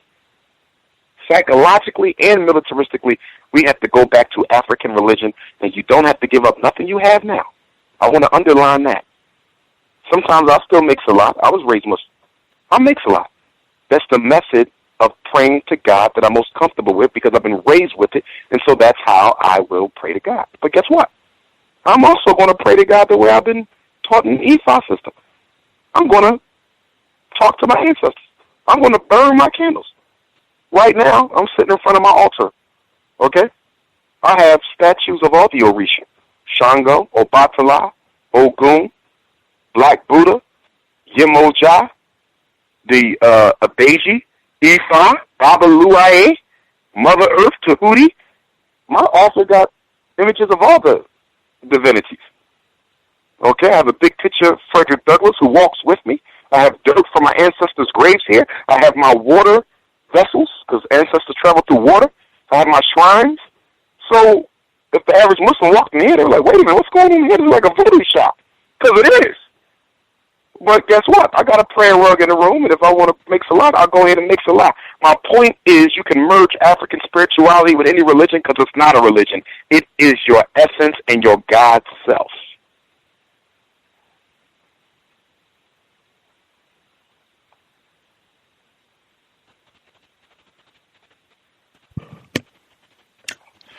Move on. Hope that answered your question, 1804. Mr. Demery Ford, did you have a question for Dr. Umar Abdullah Johnson? Your line should be open. Yes, greetings, Gus. Greetings, Dr. Greetings. I'll forfeit my question, let someone else get in. He's answered my question. So feel free to go right ahead. Right on. Caller at last four digits, 7991, 7991. Did you have a question for Dr. Umar? Yes, I just wanted to say hotel to Gus and Dr. Umar. And everybody listen up, my brother. My question would be, I heard you mention several, like Obatala and things like that. And even going back into some, comedic gods or whatever like that, or spirituality. What is your opinion when it comes to like the fact that segregation is outlawed or whatever, and the fact that you say that we need these schools? I actually feel like we need these schools on a mass level where we could be able to do all of these things like you're saying, but what is the outtake on that if segregation itself is outlawed or banned and we really want to come together and get these schools and communities going? Approximately 7 years ago, at a lecture I did at the African American Museum in Philadelphia, I prophesized that public education would be destroyed, that within the next decade, there would be no more public schools. People thought I was crazy. They said that he's just a conspiracy theorist and an alarmist. I ran into one of the brothers who hangs out at one of the bookstores here in Philadelphia, and he said, I was watching one of your old speeches that you gave years ago, and everything you said on the speech was absolutely true. It has all come to pass. We can't believe every prophecy you made. I'm saying that to say that when we talk about school desegregation, we need to understand that white folks never stop fighting to keep black kids away from white kids. Special education has been the strategy used for the past 35 years to keep black kids away from white kids by giving them disability labels and putting them in special classes. Keep black kids away from white kids. But because of my work and the work of others and the initiative of black parents to study and learn about special ed, many of them have been able to successfully keep their children from being misdiagnosed and segregated. So now, white folks, as they always do, move to the next strategy. The next strategy in the school segregation war is to eliminate the schools altogether. That's right. Get rid of them so they no longer exist, so we don't even have to have this conversation. Public education, brothers and sisters, is about to be a thing of the past. In the next 20 years, there will be no public school. Let me say it again. In the next 20 years, there will be no public school. Let me say it one more time. In the next 20 years, in your lifetime, all of us will still be living, most of us, if your destiny hadn't been completed yet, there will be no public schools. Every school of the future will be parochial, religious, private or independent, which is what I'm building, i.e. the white private schools that they have, and charter. A couple years ago, people asked me, Dr. Umar, why don't you open up a couple charter schools? You would get a charter. You're a doctor, former school principal, sir, master's in ed. You can get your charter school. People say, why he never went for a charter? Why is he taking a hard route? Because charter schools are not the friends of black people. If Umar Johnson went to Virginia today, or any state, we'll just say Virginia, and took out an application for 2 500-student charter schools, I'm going to open up 2 charter schools in Richmond for black boys. It looks good, don't it? Yep. 1,000 black boys are being taught directly by Dr. Umar Johnson. Best thing in the world. But what no one's talking about is that in order for me to have 500 kids in 2 different schools, I have to take 500 kids from the other schools, which reduces the amount of students in the school, which then gives the state the opportunity to shut the school down, the public school, whose kids I stole, because it ain't enough kids left in the school to justify keeping the school open. So you didn't know this. But the only reason why they gave Dr. Umar Johnson 2 charters in Virginia is to help them shut down the public schools that they wanted to sell to the white developers so they could turn them into expensive college apartments or a strip mall or a loft, raise the property value of the neighborhood, and push all the black people out of the hood. So they use Umar Johnson to shut down 4 or 5 public schools to open just 2 charter schools. Because after I fill up my schools, they're going to now shut down 4 or 5 schools and squeeze the rest of the kids left over in one school. They're doing this all over the country right now, by the way. And they're using charter schools to do it. And then after Umar Johnson has been used by white supremacy to shut down 4 or 5 schools in Richmond, guess what they're going to do to me 5 years later? Shut me down. I'm going to get a letter in the mail. They're going to say, Dr. Umar, we've been looking at your test scores, and your test scores ain't good. Your test scores are not high enough. Never mind the fact that the students in my school are coming from schools who never taught them a damn thing, and in order for me to get them on grade level, it's going to take me a while to do it. They're going to say, we're going to give you to the end of the school year to get these test scores up, Umar Johnson. And if these test scores ain't up, we're going to revoke your charter. And guess what they do next year? Remember earlier we talked about testing which ain't nothing but a conspiracy and a hoax. Even if my test scores go up, you won't know because they are the ones grading the damn tests. So next August, I get a letter saying your 2 charter schools have been revoked. You will not be allowed to open this year. Look at what they did. They used Umar Johnson to come to Virginia to shut down 5 public schools by depopulating them in the name of charter, and then they turned around and shut me down. Use me against black people and then destroy me. That's the same thing they do with every other black person. Same thing they doing with Obama. Use him to shut us down, and now they're going to shut his ass down. They're trying to make him the worst president ever. So I never got into charter schools because I knew it was only a weapon against public education to put our kids on the street. And why do they want to get rid of public education? Because the purpose of public education is to prepare a worker for the factory. Let me say it again. The purpose of public education is to prepare a worker for the factory.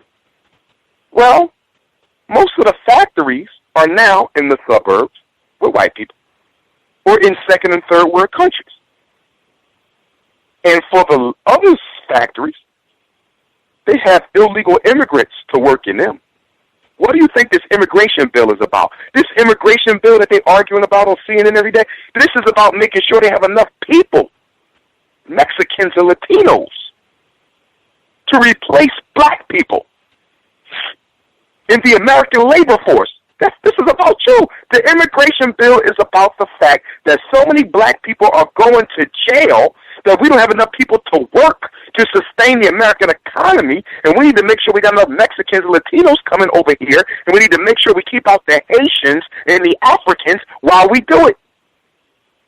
So you don't need public school if you ain't got no jobs, because public school prepares you to work.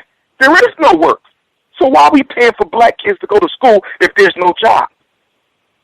Take that money and build jails with it. They're going to take the school budget and build jails with it because that's where they want you to be. So need to send you to school. We don't need black workers. We got Mexicans and Latinos to do that. We right now, and I'm going to say this, are in a worse position now than we were when slavery ended. You're worse now than you were in 1865. You're worse now. This ain't about oppression. This is an extermination movement. Why did they put Obama in the White House? To give you the illusion of inclusion long enough to destroy public school, long enough to normalize homosexuality, long enough to kick our mothers off welfare, long enough to mass incarcerate black men at a level never before heard, and long enough to bring brown people from Central and South America up to the country to replace you. And you got black people running around fighting for immigrant rights. Black people running around fighting for homosexual rights. Are you out of your damn mind? The Mexican ain't coming to America to live next door to you. The Mexican coming to America to take your house. This is nothing more than the extermination of the black civil rights agenda and replacing it with the homosexual and immigrants' rights agenda. And they're doing it with your black president. You want to know why Obama's in office? Now you see it for yourself. I don't even have to argue no more.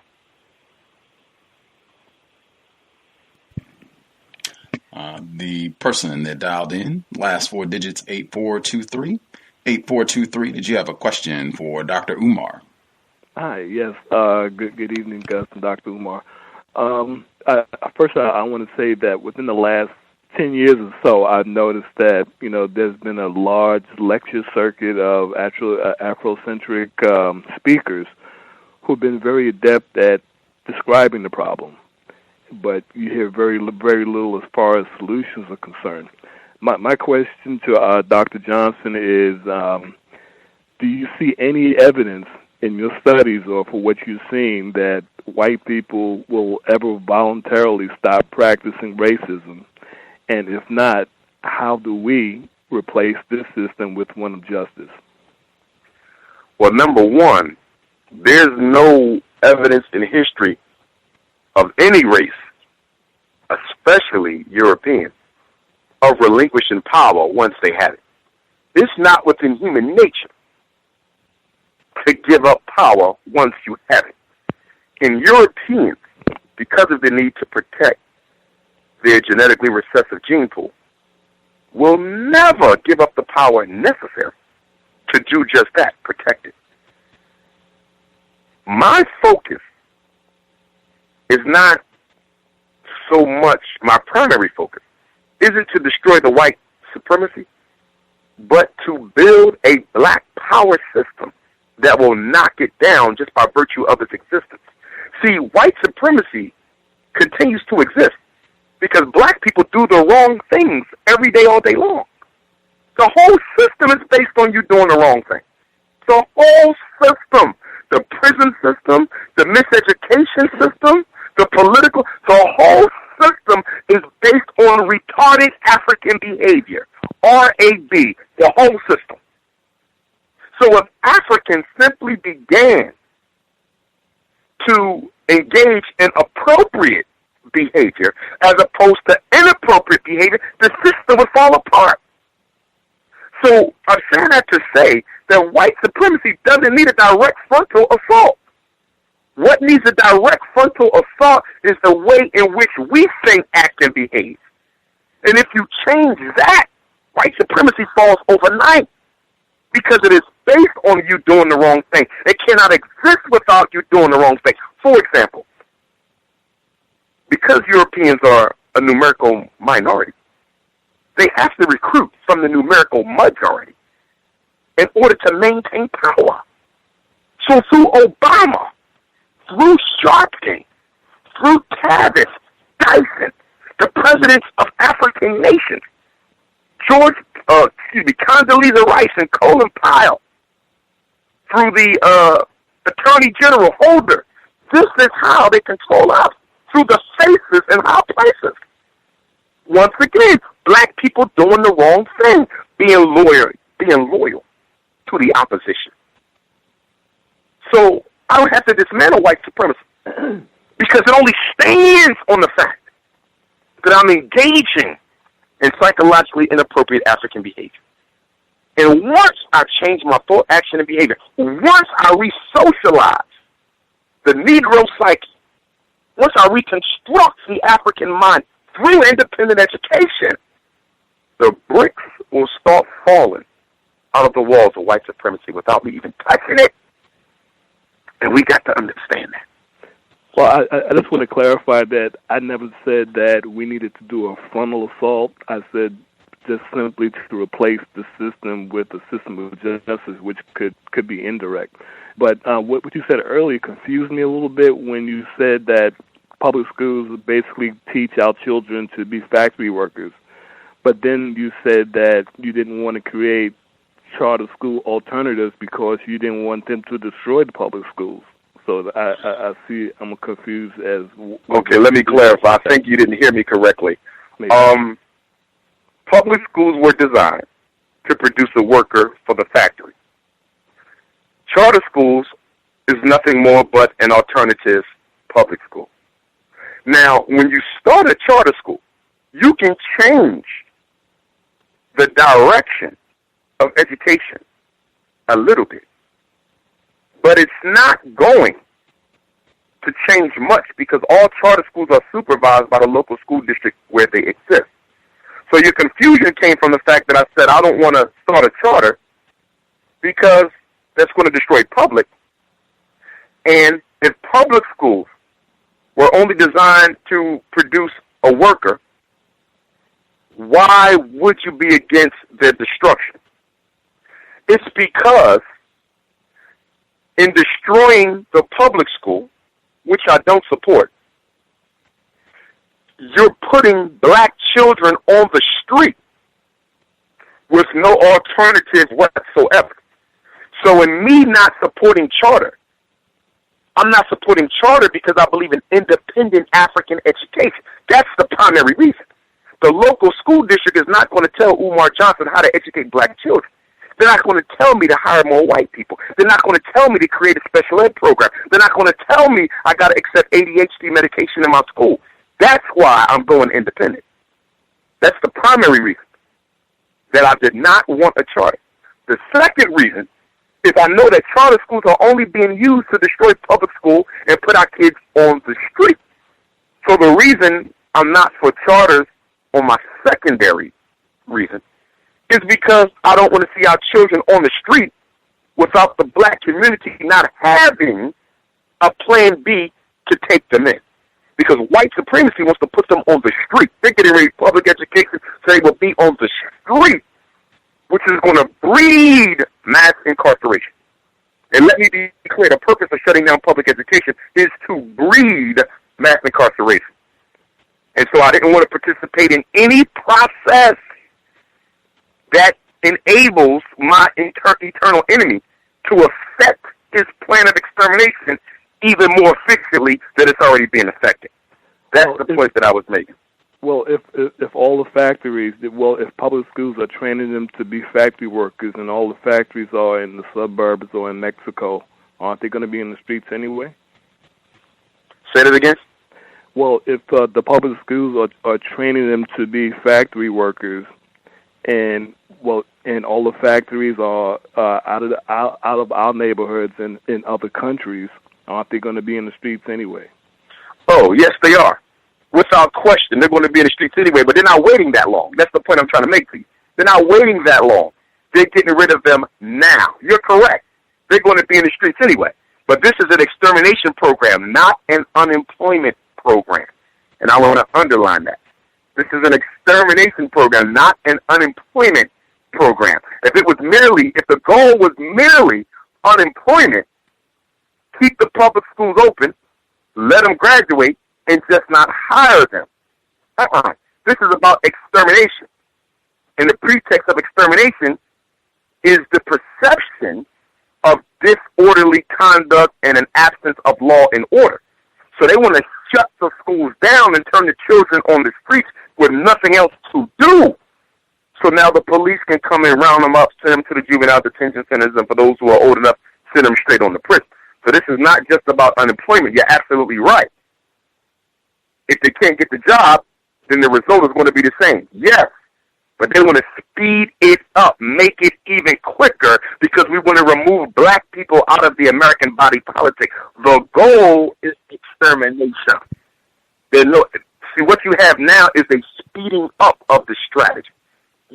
They want to intensify it because they feel that they can get to the goal quicker. So we don't want to just wait until they graduate and not get a job, because that takes too long. Shut the damn schools down and intensify the mass incarceration effort. And that's what they're doing. But I want to clarify this point. I don't give a damn about public school, and I don't give a damn about charter school.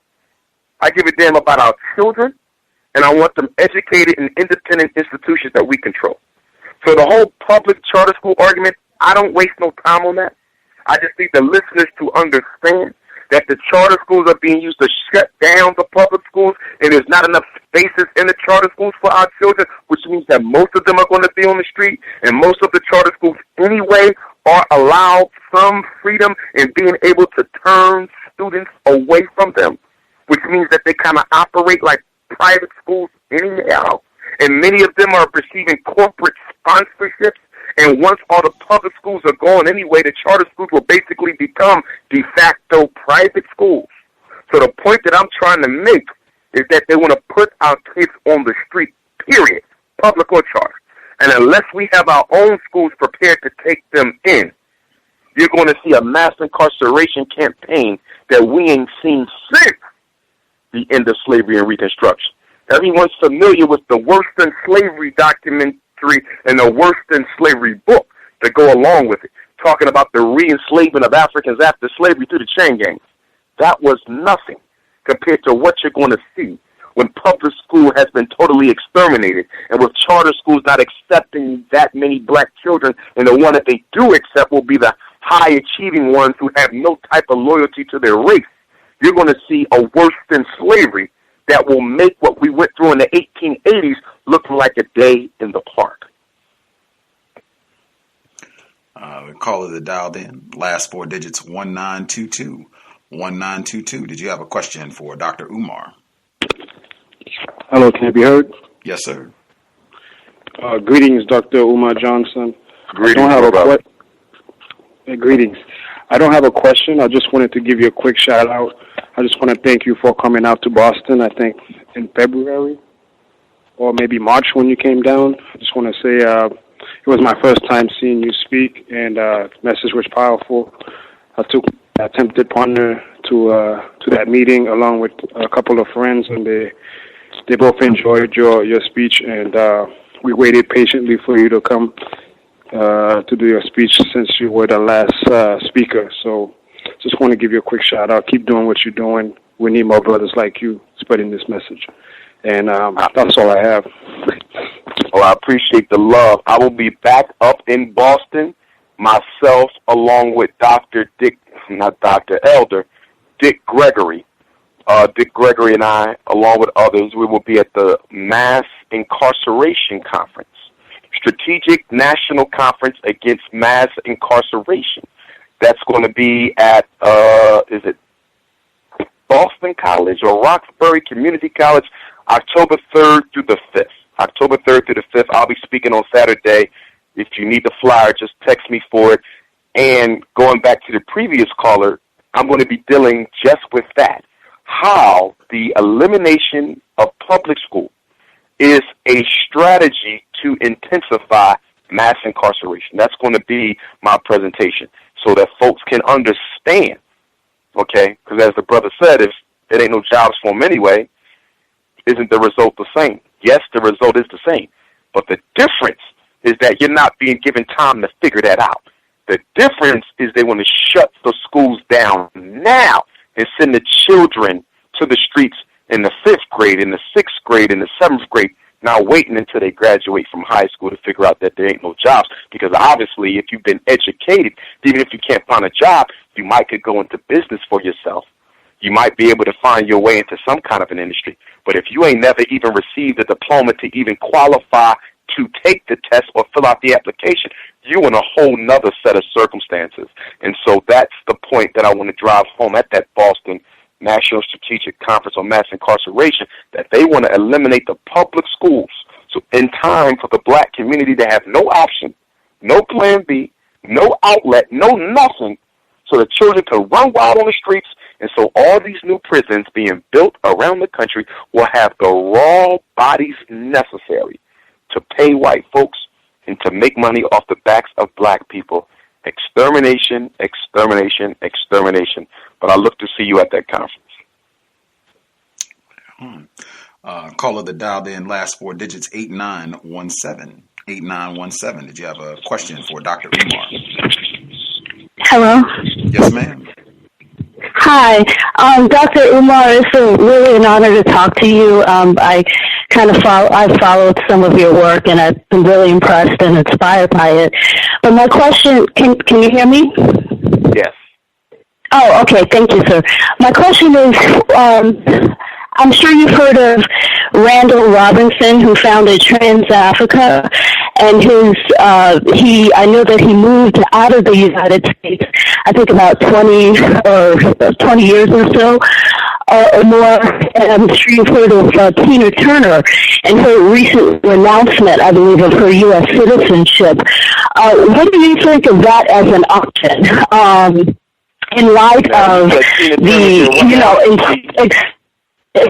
hello? Yes, you said Tina Turner vacated her U.S. citizenship. Did I hear that correctly? Yes. And I just wanted to know what you think of that as an option for black people in America. I don't think of it as running away from the problem. I look at it as just another solution for us in light of the mass incarceration, the continued lynchings, the police brutality, terrorism that goes on, against us. And I just wanted to ask that, as an option. Now, last I heard that she was living in London, or what did you hear she was Switzerland. Switzerland, okay. Now, here's the thing about renouncing citizenship. or just moving out of the United States for an extended period of time? Oh, well, definitely that. But to build. Okay. See, here's the thing, and this is where me and many black nationalist organizations differ, as it relates to their black nationalism and my Pan-African nationalism. Well, the first nationalism was Pan-African nationalism anyway. Black nationalism was actually an attack against Pan-African nationalism. But for black people who believe that we can achieve some sort of nationhood here in the country, which is a total contradiction of white supremacy theory, by the way. White people do not believe in equality with black people. So you can never have black power in the purest sense in terms of an independent black nation within the political, geographical boundary of the United States. It is an impossibility if you understand what white supremacy is. So for those of us who do understand what white supremacy is, and we know that we cannot achieve equal standing in this country with the European, we automatically understand that the nation that our people crave and need is going to have to be built in a predominantly black country governed by black people. So that automatically brings up Central, South America, the Caribbean, or the continent of Africa, and some places in Asia. So to answer your question, yes, from a strategic standpoint, I believe that some of us, as Marcus Garvey said, those who are able to contribute something to the uplift of African people are going to start having to strategically search out places that would be most ideal for Africans who are industrious enough and trailblazing enough to want to go and create a new reality. So we want to look for places that have strategic natural resources that we think we will be able to trade with as a commodity back here in America for black folk who have not repatriated. Okay, we want to look for nations that have a Pan-African history, which means that they are more tolerant to Africans coming home. We want to look for a nation that has a president who is not totally an Uncle Tom and not totally bootlicking Obama in Europe, but a president who has enough guts to stand up and say, I want to help my people who want to come home, build a community for themselves.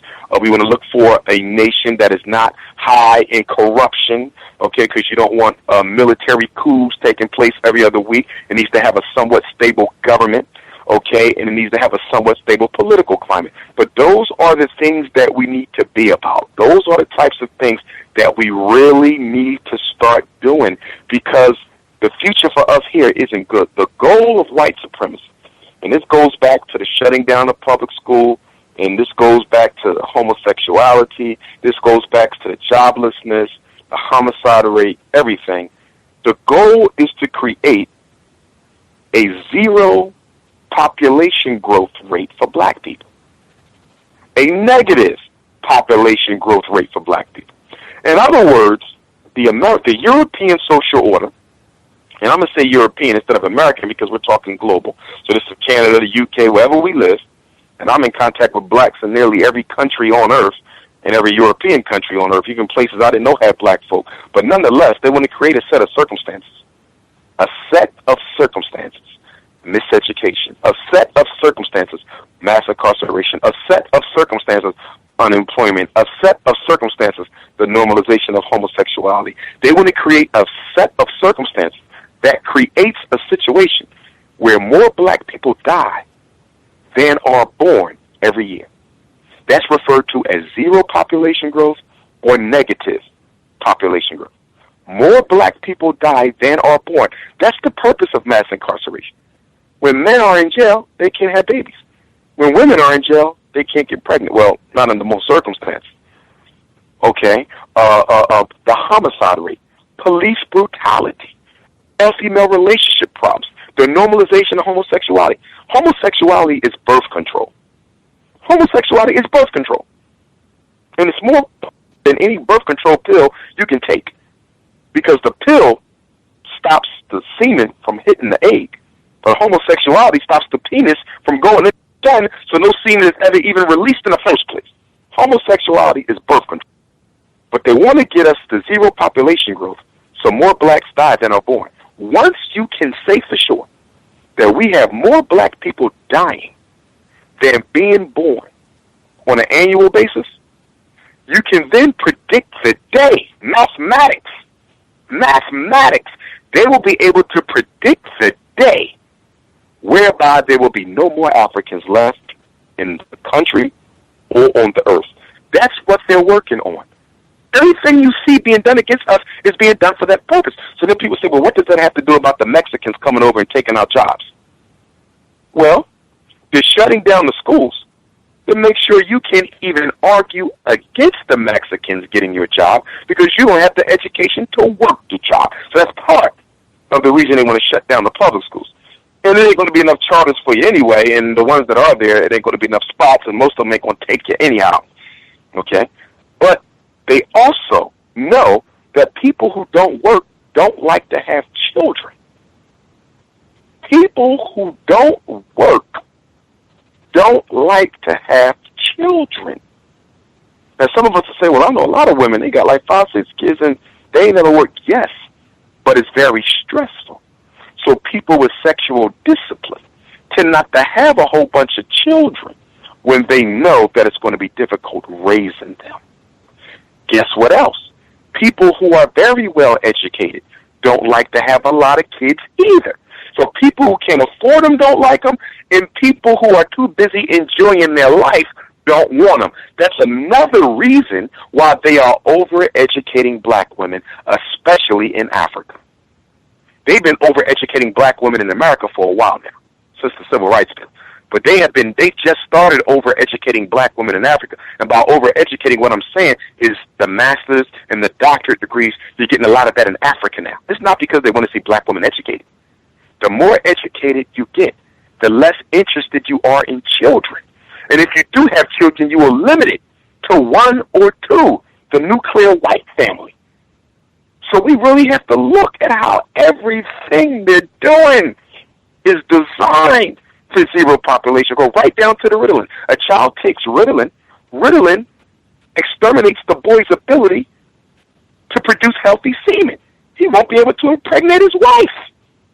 Population reduction is built into every aspect of white supremacy, and thusly every aspect of every institution that black people participate in, because white supremacy destroys us by way of our participation in its institutions. And that's why when we talk about the solutions, one of the brothers earlier said, you have these brothers going around, they lecturing, but what about the solutions? Well, there's only one solution.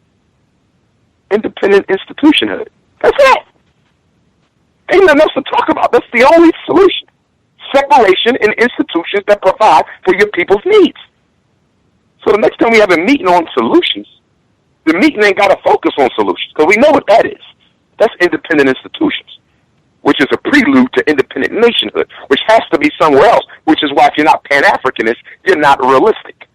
If you're not Pan-African, you're not realistic. You ain't getting no nation here. You can forget that.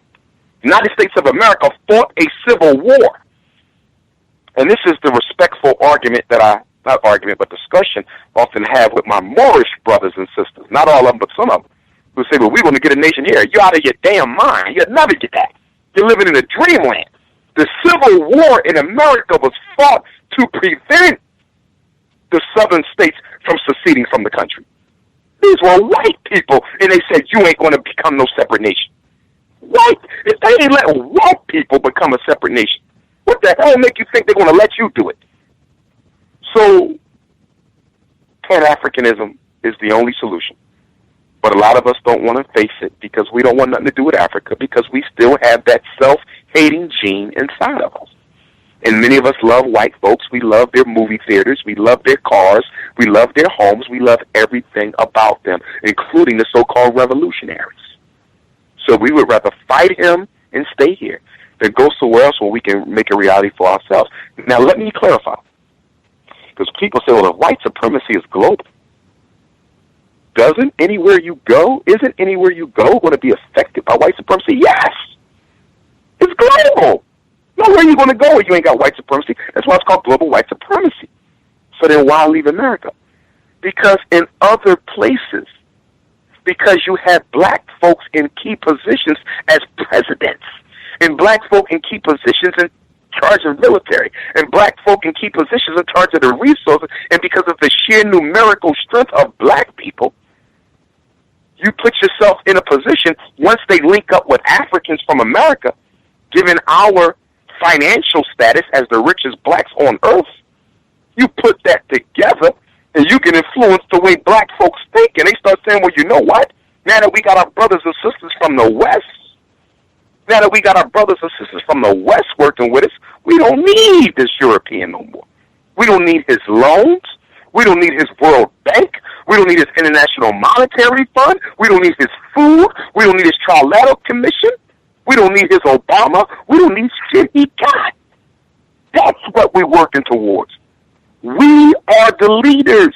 We don't want to admit this, but the whole world looks at blacks in America for direction.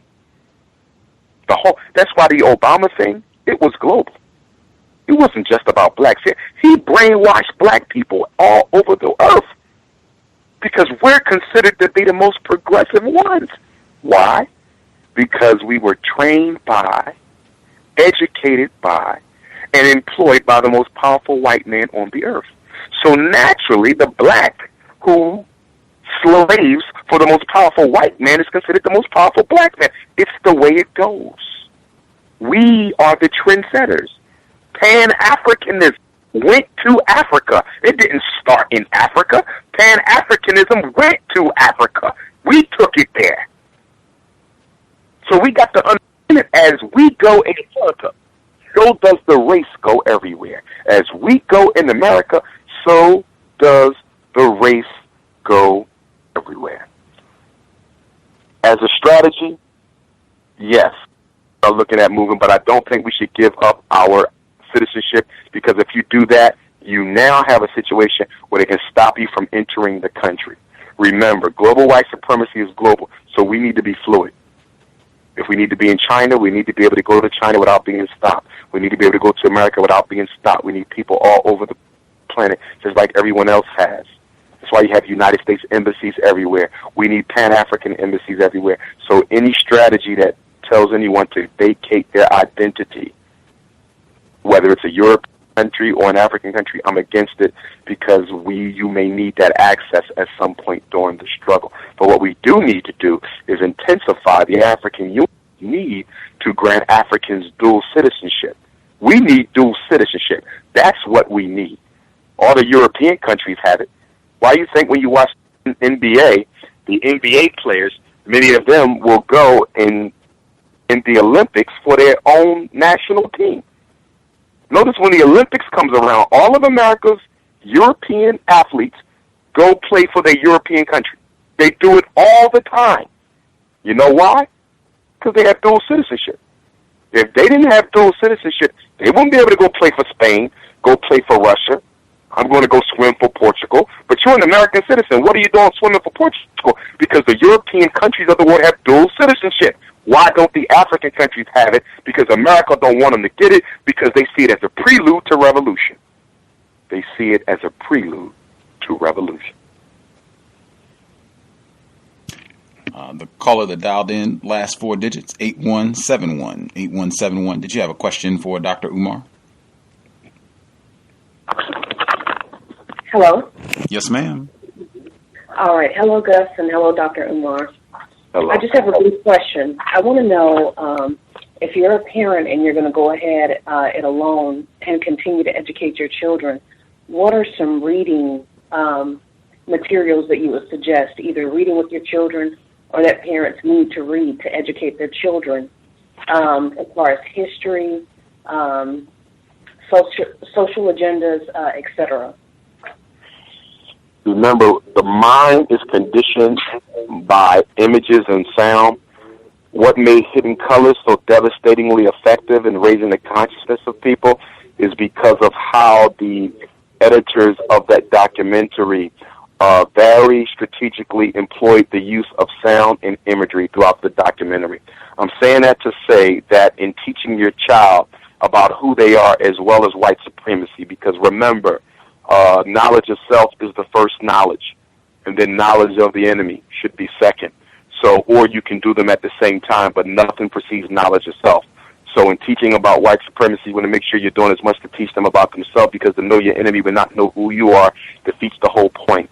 But you want to use documentary.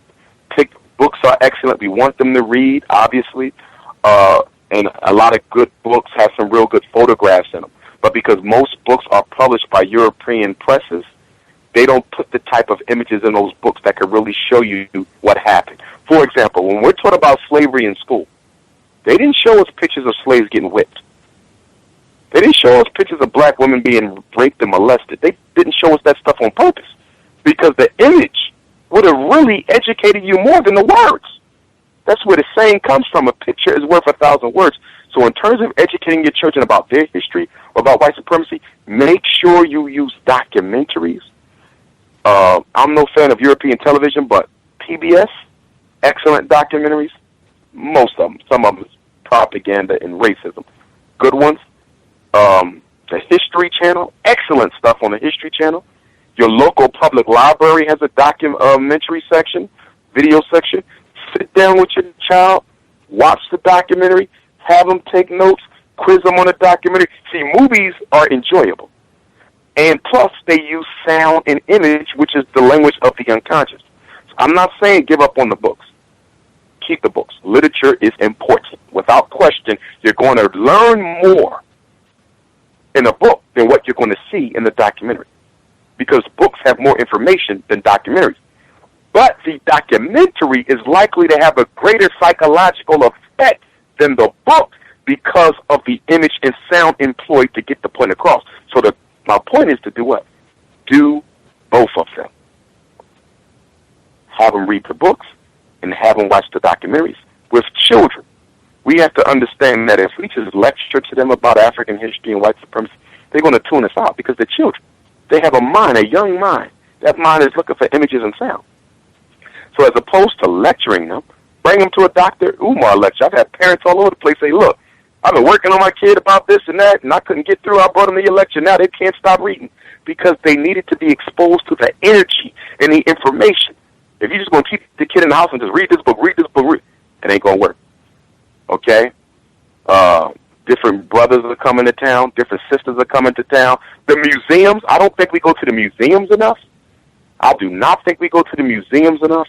I was at the Boston Museum a couple of days ago. Had the opportunity to look at the Africa collection there. It was pretty good. They had a samurai collection, and as I talked about in Haiti College, we started the samurai. Take them children to the museums, and most of our large cities in particular, we have beautiful museums with strong African collections right here in Philadelphia. The University of Pennsylvania Museum, probably the oldest university in the country, well, Harvard might be, but one of the oldest universities in the country, they have a free Egyptian museum. It's free.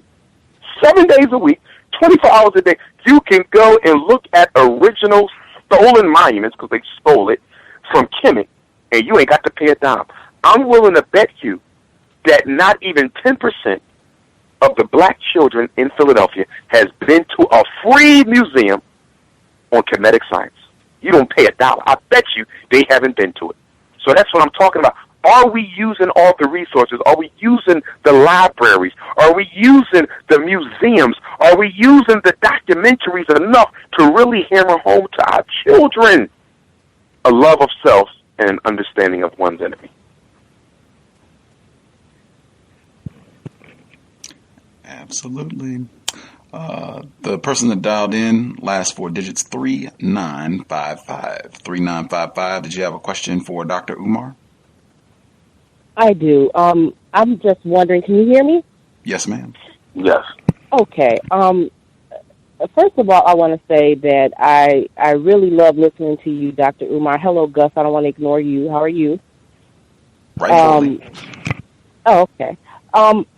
When I think about everything that our people are going through and how they're trying to destroy us on so many levels, I need a little bit of advice on how to deal with it, because I am a Pan-Africanist, and unfortunately I let things sometimes get to me when I think about everything that they're doing, and it makes me so sad because I see our people not really paying attention. When I talk to my cousins who have children and I speak to other people, it's just like they're so clueless. And, the excuses I get, if I was to close my eyes, it would sound like a white person to me, which I know that we all have experienced this. I'm just trying to get some advice on what to do so it may not affect me so much. But although it does bother me. I do believe that we will get out of this.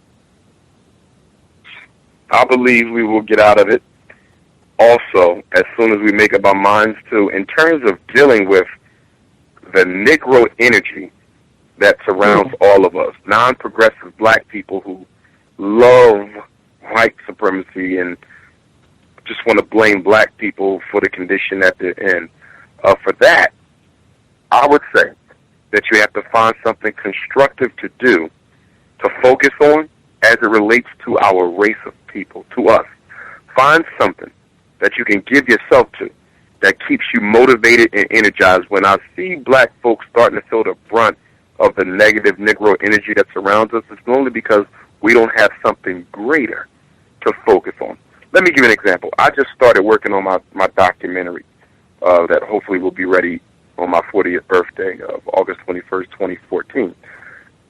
So I'm surrounded by negative Negro professionals, educators and psychologists on a daily basis who get on my damn nerves because they're not doing what's best for our kids, right? And that can begin to wear you down. But now that I'm working on my documentary, that forward progress, it re-energizes me.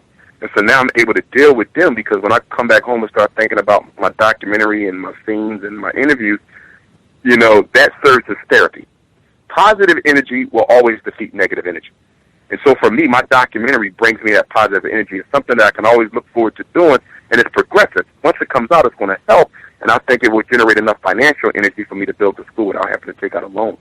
So I need you to find that same thing.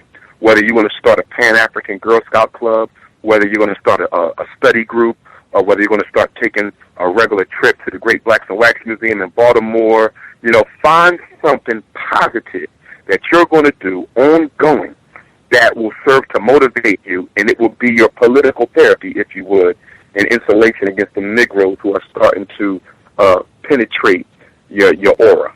You know, so that's what you have to do. And it might be more than one thing. But definitely, all of us need to have something positive.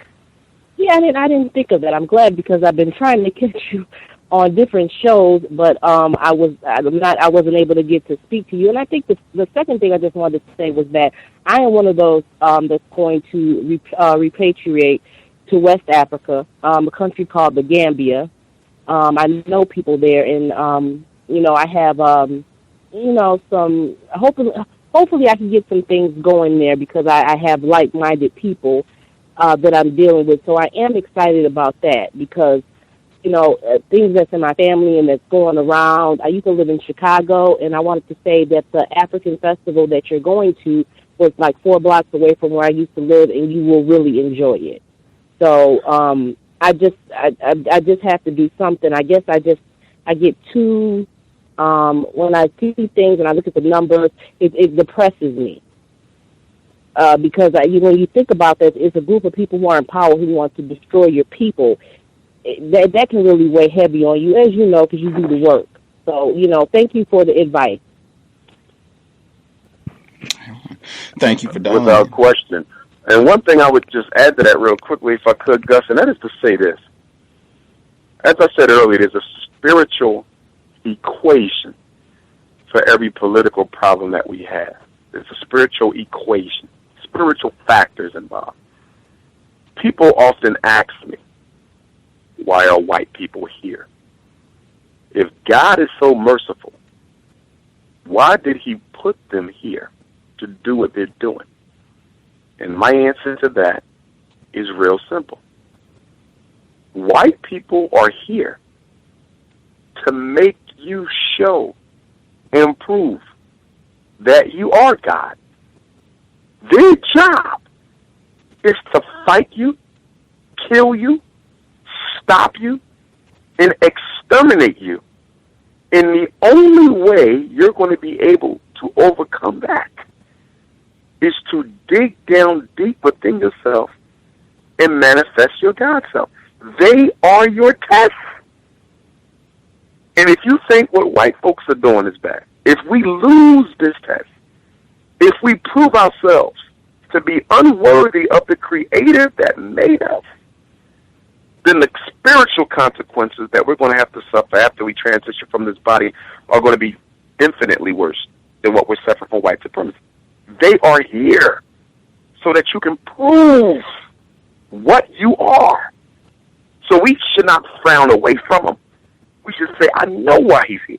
These devils are here to stop me from manifesting heaven on earth, from reaching my God consciousness. They are here to test whether or not we really love to be as African as we claim to be. All they are is a test, and we can pass it. It is a hell of a test. It is not an easy test, but that test was put here so for those of us who really claim to be children of the divine to prove it. No excuses. It's either win or fail. They are here to test your commitment to your Africanity. Caller dialed in, last four digits, 7465. 7465. Did you have a question for Dr. Umar? Yes, I have a question. Dr. Umar, do you see a future for blacks in America?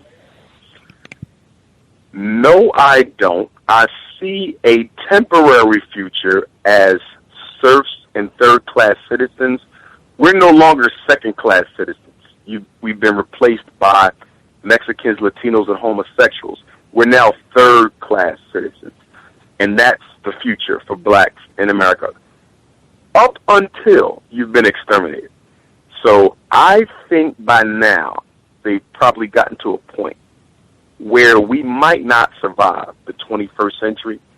In other words, by the time 2200 comes around, in about 87 years or so, there probably will be no Africans left in America. But will America even stand by then? Say that again? Will America stand by, 2020, 2025? Because it's bankrupt. Will America still be standing by? I don't know. But here's what I would say to that. If America falls, that might be a good thing. Well, that would definitely be a good thing. But guess what? It could also be a bad thing. Because if it falls and we're not ready to take it over, it's going to fall to Arab supremacy or Asian supremacy. But the white man won a war with the the white man won a war with the Arab and the Chinese. As a matter of fact, they sent up missile defense systems around China, Russia, and Iran to start a third world war. Well, they don't really want no one really wants a third world war because most countries have atomic capability. And the problem with atomic weaponry is that it doesn't matter who fires first or who fires second. Everyone dies because you cannot control a nuclear war. So that's why America tries to take away nuclear capability from anyone it doesn't like, because they don't want to be forced with a situation where they have a standoff with a country they don't like who also has nuclear capability.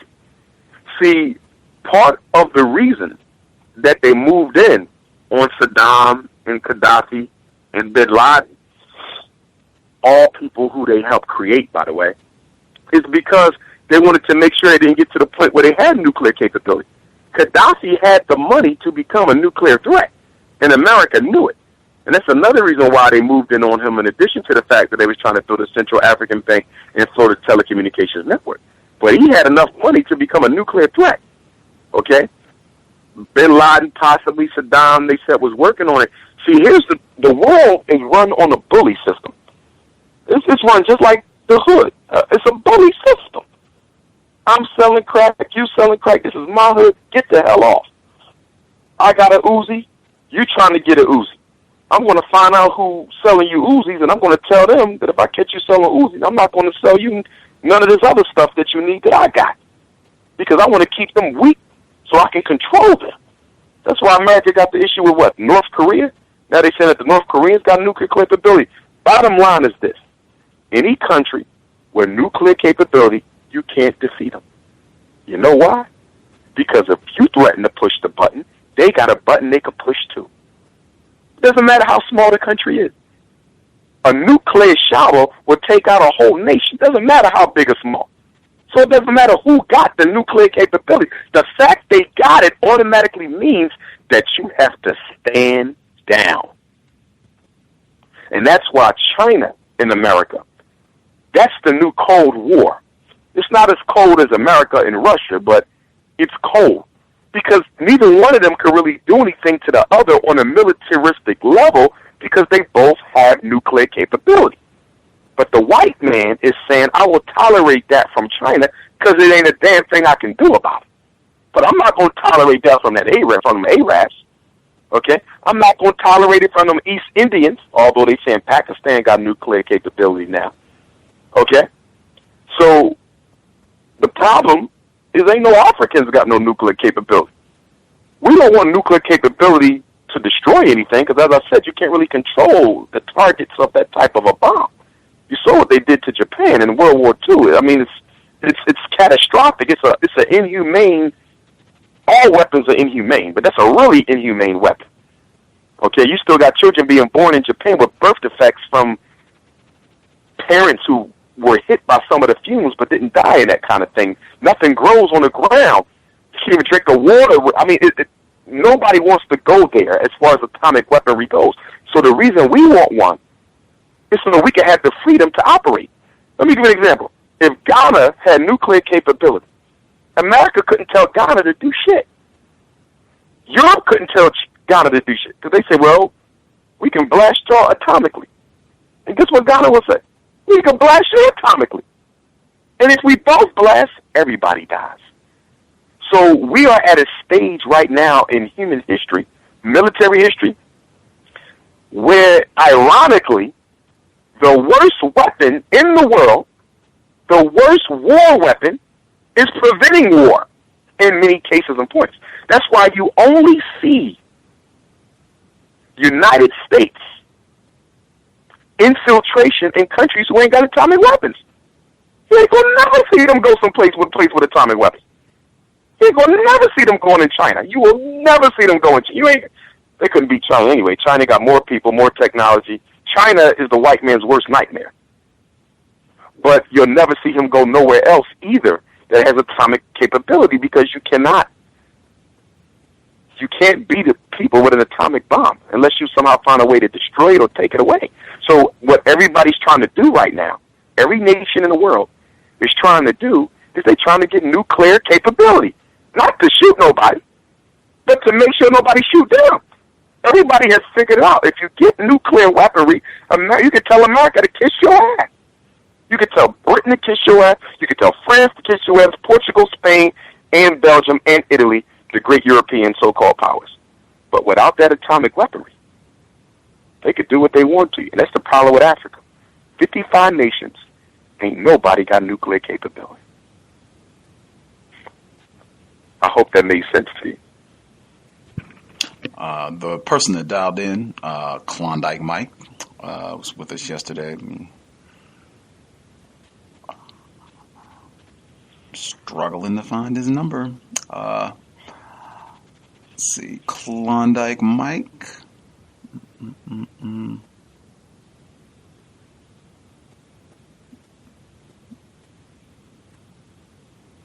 Oh man, struggling to find his number on the line. I can see him, but I'm struggling to pull it up here.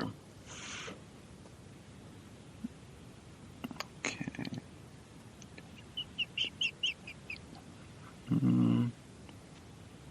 Thank you all. Oh, got him. Thank you all for being patient. Klondike Mike, your line should be open. Hello. Greetings, Gus, and greetings, Dr. Umar Johnson. I just have a couple quick questions. And I wanted to know what advice you have for people who are becoming, who are becoming more educated on the current global reality as far as being a black person. What advice do you have for people like that who are integrated in white society, who are maybe going to, jobs with lots of white people, or maybe have white people in their family or whatever? Do you have any advice for people like that? And and I'd like to relate it to deception and everything. Like, how do people make a transition in their life without becoming too reactionary and becoming, the obvious angry black person in the room or whatever? Right. Well, number one, yeah. You don't want to let white folk or any of the Negro sympathizers know what you're thinking if they can affect you in any way, shape, or form, which means that many of us have to improve our emotional discipline. Black folks are emotional. We are an emotionally honest people. It's difficult for us to hide how we feel. Somebody can act like they like you and you still know they don't like you because we're emotionally honest. I think it's just part of who we are. We don't disguise what we feel. But you're fighting an inhuman system. And because you're fighting an inhuman system, you're going to have to develop the ability to do some things that don't come natural, like concealing your emotions in the presence of the enemy. Very important that we work on that. I think some of the best things to do, as far as reads, obviously the classics, Neely Fuller, the Code Book, Thought, Speech, and Action for Victims of White Supremacy. He also has a second one out. So there's 2 code books. I think the second one deals more with definitions and applications, but they're about the same size. The second book is white and is trimmed in like orange and brown, but you want both of them. You also want to read Dr. Francis C.O.W.S.'s book, the ISIS Papers. That's an excellent read. Anything written by Amos Wilson. Amos Wilson's name isn't mentioned much when we talk about white supremacy, but he should be. He does an excellent job in nearly all of his books in dealing with white supremacy. So those would be the books. In terms of video, again, Neely Fuller, Francis C.O.W.S., and Amos Wilson. And in terms of video, I would add Attorney Alton Maddox in terms of video and audio. Attorney Alton Maddox, I think he does an excellent job breaking down white supremacy, how it operates. And his name isn't mentioned often either. He would be excellent. And I don't know if Brother Gus has had him on the show yet, but he would be an excellent interview on this show because he does an excellent job with white supremacy as well. And then humbly, I would have to throw, my information out. I have a presentation on military science where I deal with white supremacy pretty in-depthly, intellectual insurrection, and, of course, a lot of my stuff you can get right off of YouTube and Blog Talk. But I deal with white supremacy quite in-depthly also. And in terms of general study, there's no better way to study the European mind than to study their military strategy.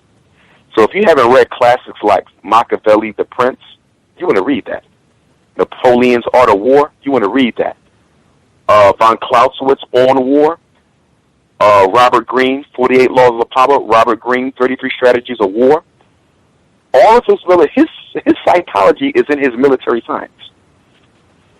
In fact, white psychology and white military science is like one and the same thing. Read any.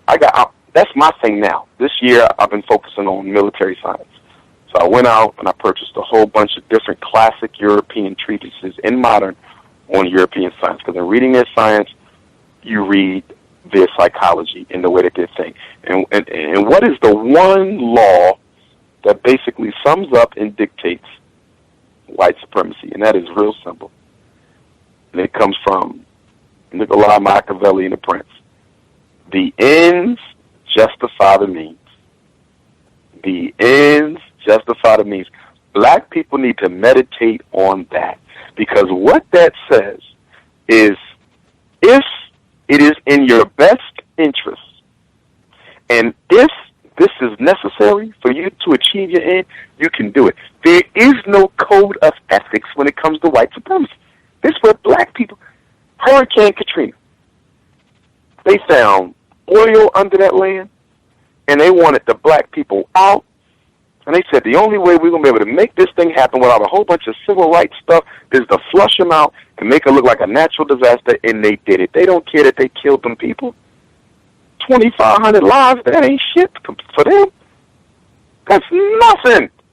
Pearl Harbor, they wanted to get involved in World War II So they had to create a situation where they let the Japanese come in and bomb them. They knew they was coming to get them, but they had to let it happen so they could justify getting in the war so they didn't look like the aggressors. The ends justify the means. They created the AIDS virus to wipe out black people. Men, women, and children all over the earth dying from this plague. So what? We want to get rid of black folks. Damn how we do it. And we got to understand something. There is no moral code when it comes to them. There's no ethics. And if you know that they'll do anything to destroy you, that makes you a lot more witty in their presence. See, that's the training ground. Test yourself when you're around them. And then when you're not around them, you got to ask yourself critical questions. How did I perform around the white folks? Did fear force me to act like a clown? Did anger force me to become the hostile black man? Did I tell too much of my personal business? Because they're always into your personal business, looking for ways they can get at you. You got to test yourself and see whether you are functioning militaristically effectively in the presence of white folk. Because every encounter with white people is a military campaign. We are at war. There are no neutrals. Every encounter with a white person is a military campaign, which means every encounter with a black person is either with an ally or with an agent. Every black person you meet, every black person you're related to, they are either helping you or they are hurting you. An ally or an agent. Here's an exercise for everybody listening to the show tonight. When we're done tonight, get off the phone, write down every black person you got a relationship with. Mom, dad, cousin, coworker, fraternity, sorority, lodge, revolutionary group, NAACP, Urban League, all the people in them. Write down, just do 20 names. No, it's going to need more than that. Do about 50. And next to every name, put agent or ally. And there's no in between. And after you're done, you're going to be looking at yourself saying, damn, of these 50 people I deal with on a regular basis, I had to identify at least 20 of them as agents. So why the hell you still dealing with them? Because sooner or later, they're going to do your ass in if you ain't careful, which is why me personally, I stay away from black people who are sympathetic to white supremacy. A lot of black people are sympathetic to white supremacy. They defend it like a holy cause. Stop blaming white people. White people didn't do this. White people are good. My boss is white. When you come around them type of black, get away from them. Get away from them. They're sympathetic to the enemy. You cannot be about this work and have them around you because they will stab you in the back, end up costing you your life, and they think they was doing something that was righteous because they Willie Lynch chip is blinding their ability to see things. We got to understand how serious the time is that we're in. We learned from the Trayvon Martin verdict that our lives aren't worth a damn thing. To them, they're not. And by the way, as far as Trayvon Martin verdict goes, black people are responsible for Zimmerman getting acquitted. Not them. I don't blame the jury. Black people got Zimmerman acquitted. People say, well, how do you say that? Real simple. We bought into this illusion of inclusion post-racial Obama America. For the past 5 years, we've been having radio talk shows and discussions and books and panels and happy Negroes, not just bourgeois. I'm talking poor, broke-ass black people talking about how America is no longer racist and Obama is the vindication of Dr. King's dream and we should be happy that we got a black president. We basically wiped white people's atrocious history of racial oppression. We wiped their slate clean. We wiped their slate clean. They didn't say all this. We said it.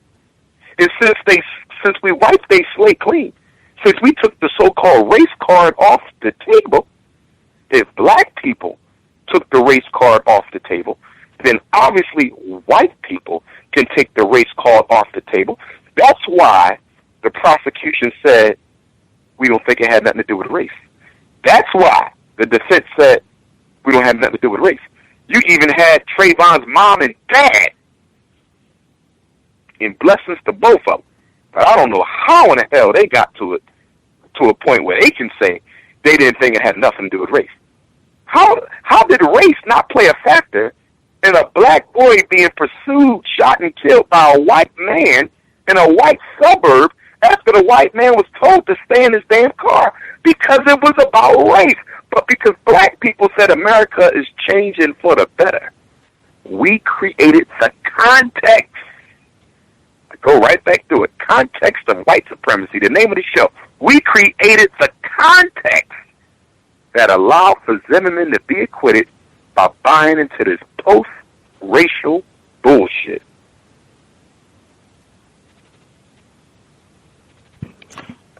See if we can squeeze in a last question before we wrap things up. The person that dialed in, last three digits, 1502. 1502. Last question before we wrap things up. Did you have a question for Dr. Umar? Yeah, Brother Umar, I have a question. Do you think, we have people, so-called conservative brothers on TV doing debates?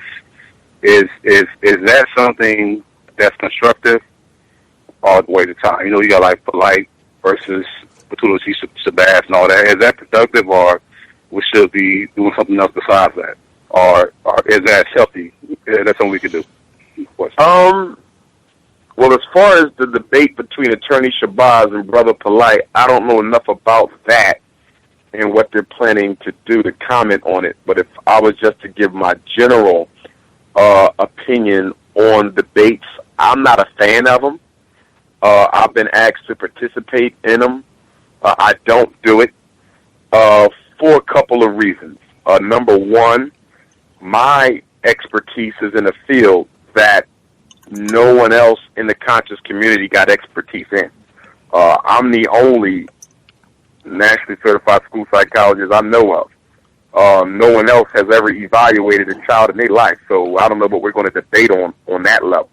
Now, of course, we could debate on other issues like Pan-Africanism versus, socialism or, that kind of a thing. So there are other things we could debate other than professional expertise, but I'm not interested in that because I think black people are too self-hating and too bent on division that type of a forum can very easily escalate into something that is unhealthy or very easily denigrate, into something that is unhealthy. So that's my own personal reason for never participating in debates. Now, having said that, I would say this. I think if the topic is relevant, and I want to underline that 50 times, if the topic is relevant and it's on a topic that is of critical need, not interest, because black people are interested in all kinds of shit. Black people are interested in conspiracy theories. Black people are interested in Kanye West's daughter. Black people are interested in aliens living in the earth. Black people are interested in a lot of dumb shit. So I don't think that a debate takes place because black people want it. Because we want trouble. We want a lot of things we shouldn't want because we're outside of our minds. So they don't get it because they want it. They get it because it's something that's relevant and critically needed. And if the debate is going to be well moderated and is going to be well controlled, and the individuals participating in it, agree to a certain set of, rules of order, then I think something could come out of it. If the topic is relevant, if the folks that's going to be debating that particular topic are serious about it and only about the topic and not about each other's personal life and things of that nature, if it's not based on ego, aggrandizement, then I think in some limited spheres, it can be a beneficial thing. But in general, you'll probably never see me in a debate unless it's with another academic, only because with an academic, I know that the forum is going to be controlled in a certain way, and I know that we're going to be forced to stick to the subject matter itself and not go off into tangents or ego attacks. So I'm not into debates. I just don't do them. I don't knock anybody else who's in them. I don't knock anybody who support them or attend them.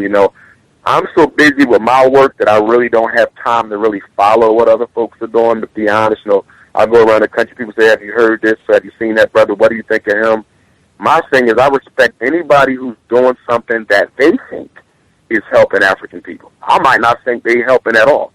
But if they think they're helping, I can respect that because at least they're not out here knocking somebody in the head, selling those drugs, beating on those sisters. So as far as I can say, I can respect anybody who's doing work that they think is being, progressive. I don't like to pass judgment on people, that kind of a thing. I'm pretty humble, and if they are going to debate, I just hope, the brothers are both intelligent, obviously, you know what I mean? And I think that the two of them have enough self-respect and decor about themselves that if they are going to do it, I think it'll be something positive. I really do. I don't see Attorney C.O.W.S, really allowing himself to get involved in anything that's going to be nonsensical.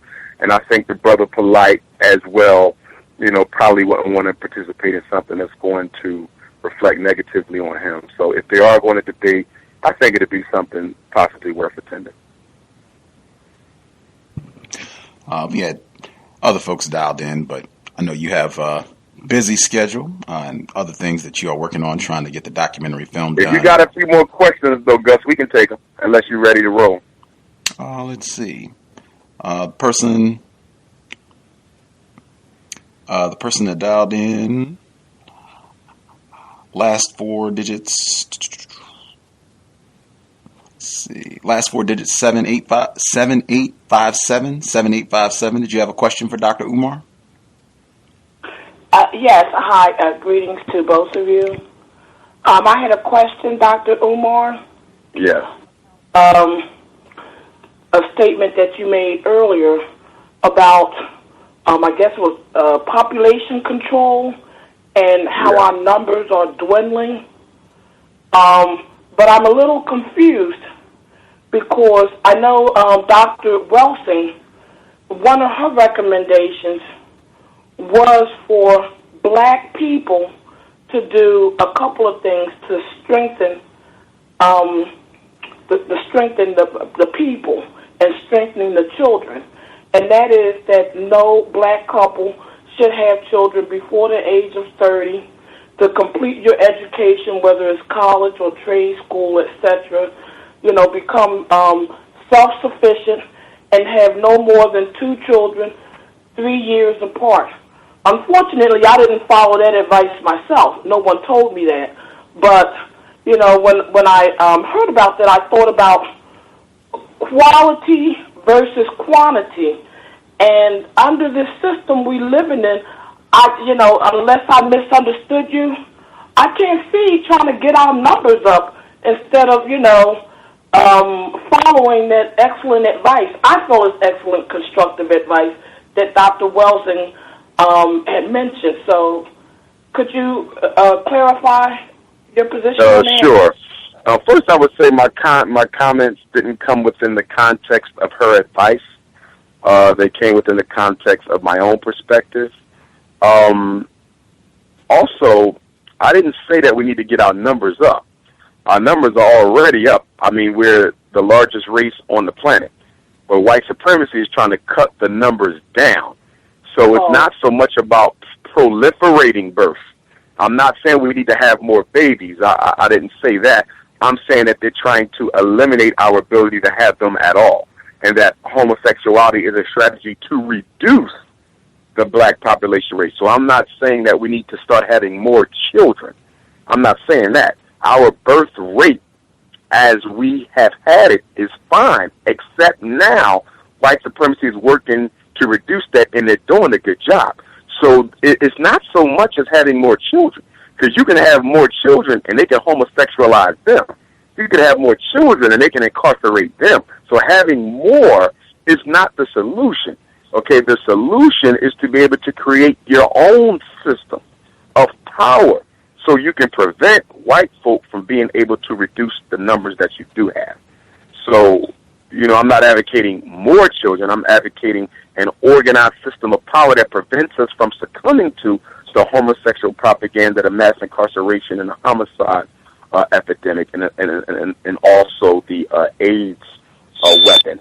which is the number one killer of black women on the face of the earth from 38 to 58. So it's the strategies of white supremacy that are dwindling our numbers, and they're doing a pretty good job of it. But I don't think the strategy is to start having more children, because guess what? They'll do the same thing to those children. And we also have to keep in mind that black women have the highest, what do we call that, stillborn death rate, infant mortality, excuse me. Black women have one of the highest infant mortality rates in the world.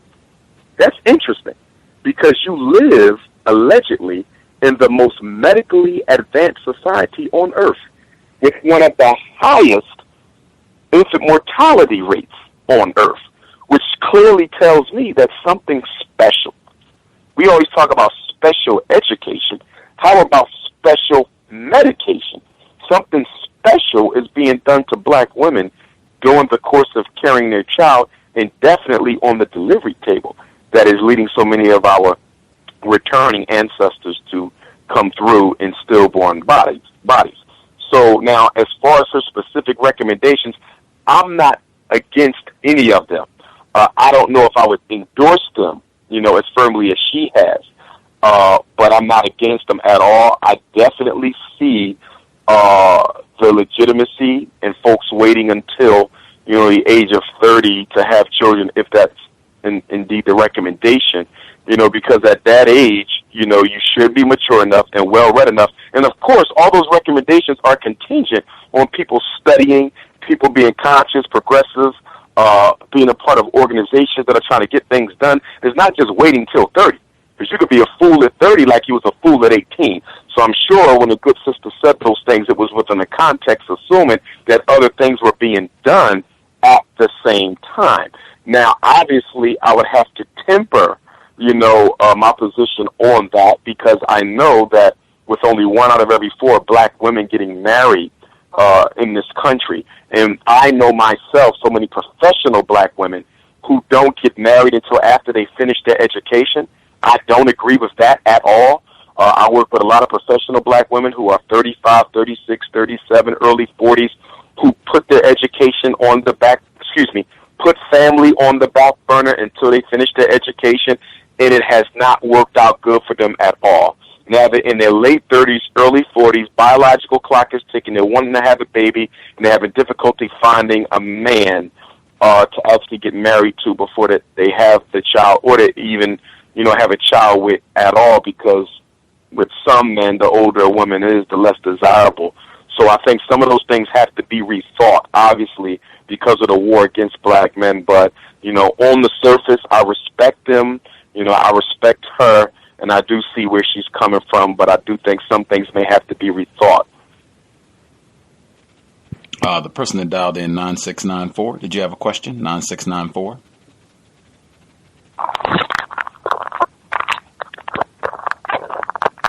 Hello? Yes, sir. We can hear you.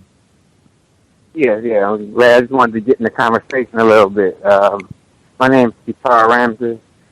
I wanted to speak on something I guess had asked a little earlier about as far as just things to read on. And I'm 28 this year. I just remember when I was a teenager, one of the things that my father had suggested was he had challenged me. He would give me $100 per book. But even with that challenge, somebody who's going from not reading into reading, you can't just pick up any book. And so at the time, I remember those Harry Potter books I thought were pretty, they captivated my imagination. And better than that, there's a sister from Philly. Her name is L.A. Banks. And I just want to throw her name out there because she has a series of books that are like dealing with African spirituality, but it's like she has a 12-book series, and it's basically I'll suggest it from anybody from ages 15 up. And it basically it's a fictional book, but she drops so many jewels in it that it's like, just some amazing stuff. So I just wanted to really kind of throw that out there for people who are trying to get teenagers to read. I felt like if that was around when I was in high school, Harry Potter wouldn't have stood a chance, because even with Harry Potter, it was still focused on another culture.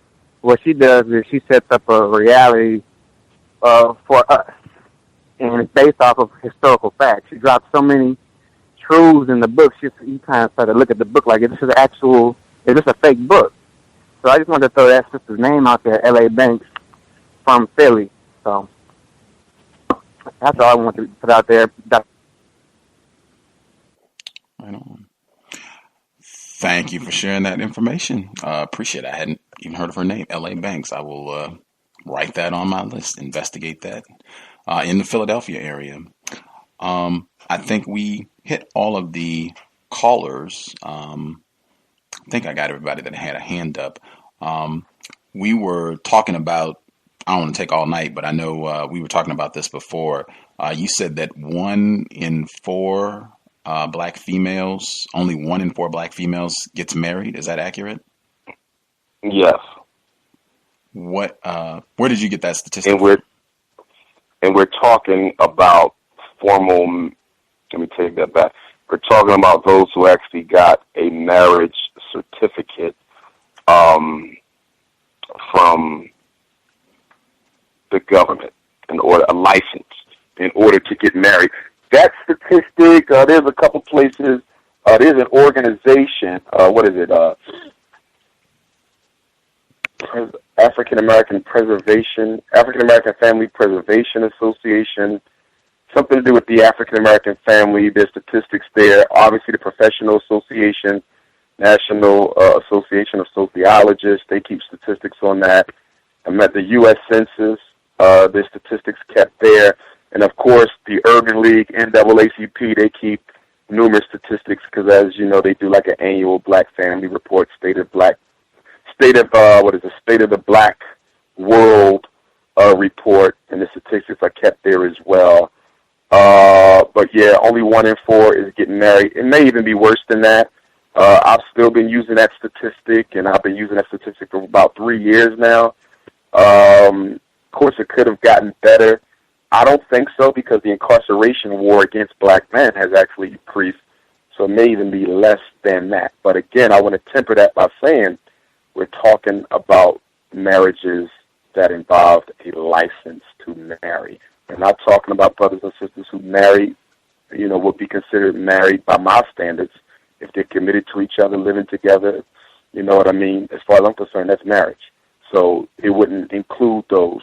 So from that perspective, it may even be better, because you're talking about thousands, tens of thousands, maybe even millions of unions between brothers and sisters that they recognize as marriage but didn't see a need to get permission from City Hall in order to engage in it. And I support them in doing that, because I don't think you need to marry the state. So from that perspective, it may be better.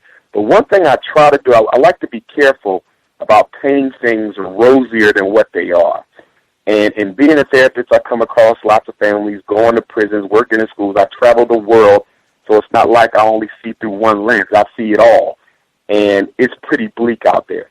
And if I just look at the amount of black women who are single who don't want to be, I know there's a problem. And I'm saying that because there's been articles coming out saying, well, there's been articles coming out to refute that statistic. And, of course, all statistics are debatable, okay, because no one has ever talked to everyone in a given population. So you generalize based on the sample you use. Let me say that again, because people need to understand that. The statistic that says 1 out of every 4 black women gets married. Every black woman in America was not interviewed in order for that statistic to be created. In scientific methodology, you basically create a sample. A sample is a group of people who you're going to get the information from. And from that sample, you generalize to all people in that population.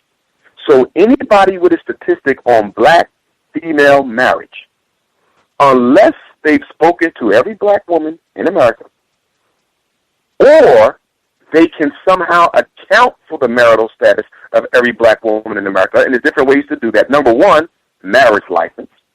Number 2, employment application. Okay. There's other ways, college applications. There's different things that ask people to tell if they're married or not. Okay? You join a church. They might want to know if you're married or not. So there's different ways that sociologists and other folks go about collecting their statistics. But we also know, because of the economic difficulties of many black women, if they're on public assistance, for example, in most states you can't legally be married on public assistance. But those women may be married with a husband who's living in the house with them with their children, but to make sure they have the resources that they need, they don't go get a license because that would cut off the food stamps and that might put her out of public housing and so forth and so on. So my point is, you'll never know for sure because all statistics is a generalization from a sample to a population. I'll give you an example.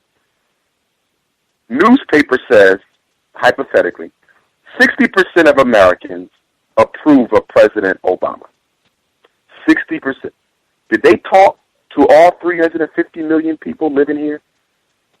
And everybody filled out a form and they added it all up, who approved, who disapproved? Hell no. You know what they did? They was on the internet site, or maybe they was walking on foot, or however they did it, telephone. They called up 500 people. And of the 500 people they called up, 60% of the 500 said they approved of Obama. And because they considered the 500 that they used, that's a sample. Anytime you use a little bit of a group, it's a sample, okay? So because that 500-person sample that they used, they believe was representative of America.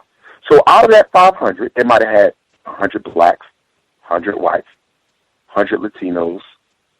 They might have had 100 homosexuals and lesbians, 100 this, 100 that, 300 was male, 300 was female, 30% was high class, 30% was middle class, 30% was working class. In other words, they tried to make the sample as representative of the overall population as possible. And so when they told you 60% of Americans approved of Obama, they're talking about 60% of the sample. But because they believe, we still got to go back to belief, because science is not absolute unless you're God. They believe that the sample they used was representative of America. So when they told you 60% of the people approve of Obama, they're only talking about 60% of the 500 people, not 350 million. But because they considered their sample to be representative, they generalized it. So the statistic I'm using, 1 out of 4, I use it because I believe it to be true. On average, when I speak, and I probably speak more than anyone else in the conscious community, on average, that's normally what I'm seeing, about 1 out of 4. So I use that statistic because it's not only what I've seen in the research, it seems to have been validated by my own experience. And so that's why I use it. But it can be held up to scrutiny. There's information coming out now saying the rate is a whole lot higher. The point I want to make to everybody, you never know. It's still a leap of faith. It is still an assumption. It is still a generalization. The only way to accurately know is to talk to everybody. That's why they do the census every 10 years. And as you know, the census got 1,000,001 problems in it. First of all, I don't participate in the census because the census started after slavery to see how many black folks was in the country. I'm not into that. So they definitely don't have my information. So if they want to see how many black doctors are out, you know it ain't right because Umar Johnson didn't count himself as a doctor. They want to know how many black men this and how many black men that. I'm not in it because I don't fill out. I don't help white folks keep statistics on me. So I'm automatically not in there in my data. And there's a lot of black folks like that. So statistics are only worth the faith you put in them, which is why I thank God I have an opportunity to travel, and my travels actually have verified to me that it's about 1 in 4. Even if somebody came tomorrow and said, we found out 3 out of every 4 black women get married, I know that's a damn lie. I know that's a lie because my audiences are mostly female and they're mostly single, and I know that's not true. You know, being a therapist, working with abused women and so forth, I know that ain't true. So at the end of the day, you have to go off your own experience, and I just think that I have enough of it to corroborate what I'm saying. Okay. That was where we opened the program up with. That's why I said the same thing that you just said about statistics. Yeah, I mean, there should be a great deal of suspicion with regards to any of them, and you evaluate them as you see fit. I think it was being said originally that it was 70% of black females are not getting married, and you said 75%. I think it's absolutely bleak. I have the same perception that you do that for black males and black females. Fewer of us are getting married, just based on what I'm seeing. Even though I don't think it's at 75%. I don't think it's at 70% either. I do think it's bleak from what I've seen, and even a lot of the people that do get married, it's not exactly ending in success with a 50-year anniversary and the grandchildren around us. I'm not seeing that at all. It looks pretty awful out here from what I've seen. And the thing about it, Just, and this speaks to the point that both of us are making, is not so much the quantity as the quality. Right. And what I mean by that is, at the end of the day, for me, it doesn't matter if 90% of black women are not getting married or 50% of black women are not getting married. The bottom line is too many black women are living alone who don't want to be. That's the bottom line. Now, obviously, you get your intellectual masturbators, and they'll take up stuff like that. Well, let's deal with the statistic. Well, we just got finished discussing the fact that you can't prove the statistic to be absolutely correct or false because you ain't talked to everybody living in the country. So for me, I don't get caught up on quantity because numbers lie. And depending on how you skew the data, you can make a small problem look big or a big problem look small. So for me, it ain't the number. I'm not a quantitative person as much as I'm a qualitative person. My thing is, what is the reality? What is the experience? What is the circumstance? Whether it's 90, 70, or 50 is too much for me. I'll give you another one that's being debated right now. Black men in prison. I've been seeing a lot of this on the internet, whether or not there's more black men in jail than in college. Some statisticians, experts, researchers, whatever you want to call them, data collectors are saying there's more black men in jail than in college. Others are saying there's more black men in college than in jail. But that's quantity. That's intellectual masturbation. I'm going to go to quality. Now, you're talking to somebody who works in jails and colleges. I can see how they could both be correct and both be wrong. How so? Let's deal with more black men in jail than in college. The prison system, at least half of it is black men. Hands down. That's not even including the jails. We're talking prison. It's black. Now, in college, the average non-HBCU has a black male population of less than 10%. But there's more colleges in America than there are jails. So numerically speaking, Gus, purely numbers, it may very well be true that there's more black men in college than there are in jail. But that's only because there's more colleges than jails. But when you look at the fact that the amount of black men in college is less than 10% for any college except the HBCUs, even though there's more black men in college than in jail, it is still too damn low because it is not representative of their population in the general society. So for me, even if the statistic is true, you have to make sure you put it in context. If you tell black people the white man is lying to us, there's more black men in college than in prison. If you say it like that and you leave it like that, you're actually misleading. You're misleading because they're going to walk away thinking, you know what, black men are actually doing better than what they're doing under white supremacy. Gus don't need that show. Umar don't need to be talking that stuff because there's more of us in college than in jail. So damn, we actually doing all right. You got to put it in context. There's way more colleges than there's jails. There's community colleges. There's 2 degrees. There's 4 degrees. Okay? And then the other part of it too, Gus, how many finished college? When you say black men in college, what are we looking at? The enrollment on first day of school? Or are we looking at who actually finished the last day of school? Or who graduated? Are we looking at their GPA, whether they passing enough to even get a diploma? So when you deal with statistics, there's a lot to be accounted for, which is why statistics to me ain't really worth shit, because depending on who is defining the target population and how they're defining it actually lends itself to the result that you're going to get. Yeah. So when people ask me about that, I think I was on Tom Joyner or somebody asked me, well, what do you think about the fact that more black men in college? Well, that don't mean nothing, because I work in colleges, and I'm telling you, keeping black men in college is a damn difficult job, even in the HBCUs. But because you got tens of thousands of colleges, and although the prisons are catching up, you still got more colleges in America than you got jails. So naturally, it's going to be more black men in the college than in the jail. Put this thing in perspective. In fact, we could ask it another way, and it reverses the whole situation. Who stays in longer? Do black men stay in college longer, or do black men stay in jail longer? Now, without question, black men stay in jail longer because of the mandatory minimum sentence, which normally start at 5 years. An associate's degree is 2 years. A bachelor's degree is 4 years. A master's degree is another 2. A doctorate is another 4. So the average mandatory minimum sentence of 5 years is longer than any stage of the educational process. So that same statistic that was used to mislead and make you think black men doing okay, without putting it in the context that there's more colleges than jails, you think we're doing okay. But then when we put it and flip it again and say, well, who's spending more time in the institution? Are black men spending more time in college, or are they spending more time in jail?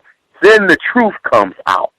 Yeah, it's more black men in college, but they're spending more time in jail. So then the issue then becomes, Gus, ain't which is more, but which is having an experience that is conducive to their progress under the white supremacist order. That's the question. Absolutely. I agree completely. Visit the website. It is drumarjohnson.com. He already told us Detroit. We have listeners in the Detroit area. He is coming your way. Be prepared. In fact, Gus, let me run him down again if I can real quick. Yes, sir. All right. And I appreciate you going past the time. It's been a while since we linked up, so I'm glad we put in the extra 90 minutes. For sure. Let's see. Tomorrow at 11 a.m. East Coast time, I'm going to be on WOLDCnews.com. WOLDCnews.com. That's 1450 a.m. in Washington, D.C., and I'm going to be on the Carl Nelson Show. Tomorrow, 11 a.m. to 1 p.m. WOLDCnews.com, 1460 a.m. in D.C., and then I'll have my second filmmaking class. And then on Monday, I'm going to be on Black Panther Radio. I was asked by attorney Malik Shabazz to present at the 15-year anniversary of the Million Youth March, which will be held in Harlem on Saturday, September the 7th. I'm going to be one of the speakers there, so to prepare for that, I'm going to be interviewed on New Black Panther Party Radio. That's this coming Monday, August the 19th, 2 days before my 39th Earth Day, from 8 to 10, Monday, August the 19th, and that's blogtalkradio.com/freedom or death. So on Blog Talk Radio, the name of the show is Freedom or Death. Dr. Umar, Monday, August the 19th, 8 until 10. Detroit, Michigan, Thursday through Sunday, August 22nd through the 24th. I'll be at the Truth Bookstore Friday night, the 23rd, from 5 until 9 at the Northland Mall. Kansas City, Kansas, Dr. Umar is coming. I'm really looking forward to that. My first visit. I love my first-time visits to the cities. There's just so much energy the first time. It stays that way, but I just love the first times. Kansas City, Kansas, Sunday, August the 25th. Sold-out event, but they're about to switch it to a new location to fit everybody in. Looking forward to that. Chicago. Can't say enough about Chicago, my most requested city. I'll be in Chicago from the 29th of August until September the 2nd. I'll be at the African Fest, Washington Park. I will be speaking Friday night, 7 o'clock at the Book Pavilion. Come on over, get a copy of the new book. If you don't have it, Dr. Umar will be there looking for some good food out there in Chicago. This will be one of my first visits where I just kind of relax a little bit. Saturday, September the 7th, Wilmington, Delaware. I'll be speaking on behalf of the City Council President at the Delaware Technical and Community College in Wilmington, Delaware from 9 until 1. Our presentation will be 11:30 until 12:30. San Diego, California, September 13th and 14th. That is also a debut. First time in San Diego. I'm looking forward to it. And then I return to Los Angeles, California. It's been over a year. I will be there Sunday and Monday, the 15th and 16th. So we have San Diego and L.A. back-to-back. In L.A., I will be at the Blessed Love Community Center. And then from there, I will go to Jackson, Mississippi, home of new Mayor Chokwe Lumumba. For those of y'all who don't know it, our good brother, revolutionary nationalist Chokwe Lumumba, who has helped defend such personalities as Assata Shakur, Tupac Shakur, Angela Davis. He's worked with Black Panthers all across. That brother was elected as the new mayor of Jackson, Mississippi, one of America's major cities, just 45 days ago. So I met with him just before the election, wished him well. The ancestors blessed our elder brother, Chokwe Lumumba. He earned it, and he is the mayor of Jackson, Mississippi. So I will be in Jackson Wednesday, Thursday, and Friday, September 18th to the 20th. And then I come back to Philadelphia, Saturday, September 21st, Canaan Baptist Church. And then I drive down to D.C. that night. I will be at a play, University of D.C., and I'll be part of a panel about the play the next day, Sunday, September the 22nd. Then I go to Dallas, Texas, for only my second time ever at the South Dallas Cultural Center. My organization, Team Pan-African, will be having our Meeting of the Minds number 5, September 27th through the 29th. Looking forward to getting back down to Dallas. And then I go to Boston, Massachusetts for the National Strategic Conference on Mass Incarceration, October 3rd to the 5th, myself and Dick Gregory. Looking forward to that very much so.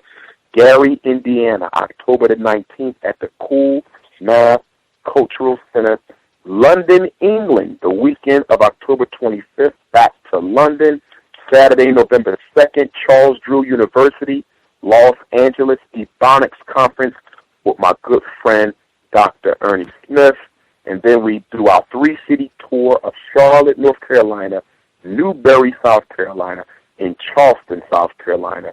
Newberry and Charleston will be first-time lectures for me. Looking forward to that energy. It will only be my second time in Charlotte. Patterson, New Jersey, November 16th, for Sisters Only Breakfast with Sister Natalie. Shout out to her, Montrese, and all the good people up at Eastside High School. Say Eastside.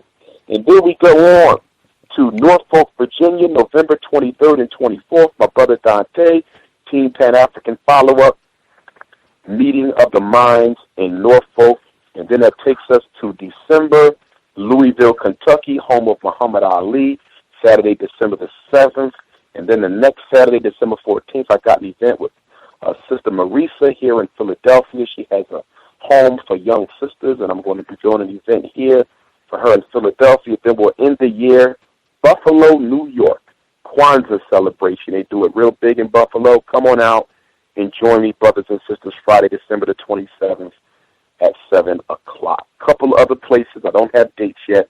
I will be back in Atlanta real soon, South Florida real soon. Bahamas is coming back up. A couple other Caribbean islands have gotten at me lately. Back to Canada again. We also going back to Liberia and Nigeria again. So more places. But again, brothers and sisters, if you want to stay abreast of where I'm going to be and what I'm doing, the website is good, but Facebook and Twitter gets the information first. Twitter, you follow me at Dr. Umar Johnson. And on Facebook, you follow me at Dr. Umar Ifatunde on Facebook. Ifatunde is the last name I use on Facebook, not Johnson. So you won't find it if you put in Umar Johnson. Put in Dr. Dr. Umar Ifatunde. And that's Ifatunde. Ifatunde.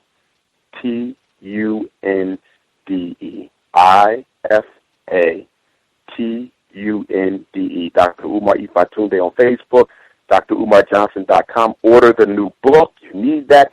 If you're raising African children, male or female, direct email, drumarjohnson@yahoo.com. And phone number for the elders who don't use computers. You can hit me at 215-989-9858, 215-989-9858. And again, Brother Gus, thanks. Another powerful Context of White Supremacy show. When you get a minute, please send me the link. I like to keep these. The Kyle shows are some of the best interviews I think I've done.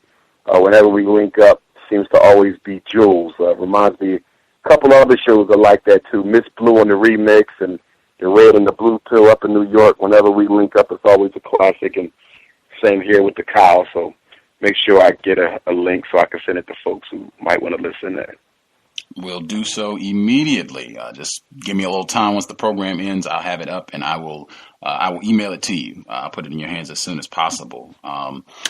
We are super appreciative. Know as busy as you are to hang out with us for 3.5 hours. Super, super thankful. You can hang out and share some time. We will make certain that it is not a year before you are back on the program. Don't know how that happened, but we will make sure we are in touch so that you can come back and visit with us before 2014, hopefully. Definitely. I will give the honor to you. We normally do prayer to wrap things up. Get that, as you've been talking about, to make sure that we remember our ancestors and just give us the strength to continue in our efforts to permanently end white domination, white supremacy, white terrorism worldwide. If you want to give us our closing prayer to wrap things up, that will end the program. Yes, indeed. Yes, indeed. In the name of the supreme consciousness and energy of the universe, Olorun, Olodumare, Olofin, Amen Ra, Chikwu, Nyame. We call upon supreme consciousness of the universe to bless and protect all African people all around the world. We call on supreme consciousness to help all African people reach their God self, the brothers and the sisters, to restore ourselves with the help of divine consciousness to our divine male and female selves. We call upon supreme consciousness to bless our children, to protect our mothers and our fathers, our brothers and our sisters, our nieces and our nephews. We call upon divine consciousness to allow the aspects, the divinity, the fingers of the Lord to aid us in our everyday work. We call on them as Obatala Ogun. We call on them as Yemoja. We call on them as Abeji Ifa Babaluaye. We call on them as Sekemet, as Heru, as Heru Aket. We call on them as Ma'at, and so many names, so many to list here. May those energies, may those divinities, may those aspects of the Most High travel with us and be with us at all times. We call on the Most High to allow the ancestors of all of our families, all four of our lines, the maternal grandfather and the paternal grandfather, the maternal grandmother and the paternal grandmother, the four ancestral lines that make all of us. We come from God through our ancestors, and we go back to God through our ancestors. And so may the Lord never suffer us to forget our ancestors. May the Lord never suffer us to forget that we stand on our shoulders. May the Lord bless our ancestors, and may the Lord give our ancestors the ashe to walk with us and talk with us and be with us. And we ask the Lord to give us the strength and the power and the might to be able to overcome white supremacy. May the Lord give us the strength and the power and the might to crush white supremacy. May the Lord give us the strength and the power and the might to fight our enemies without hating anyone.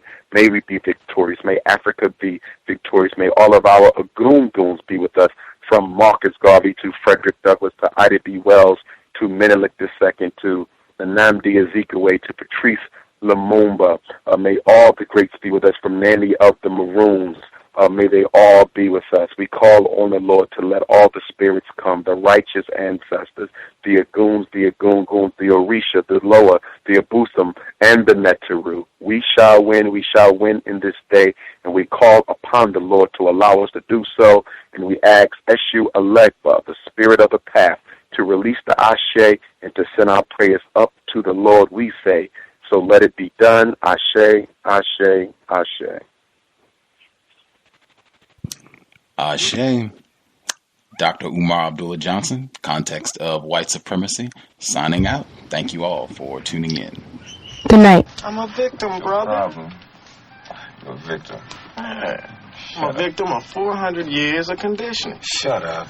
The man has programmed my conditioning. Even my conditioning has been conditioned.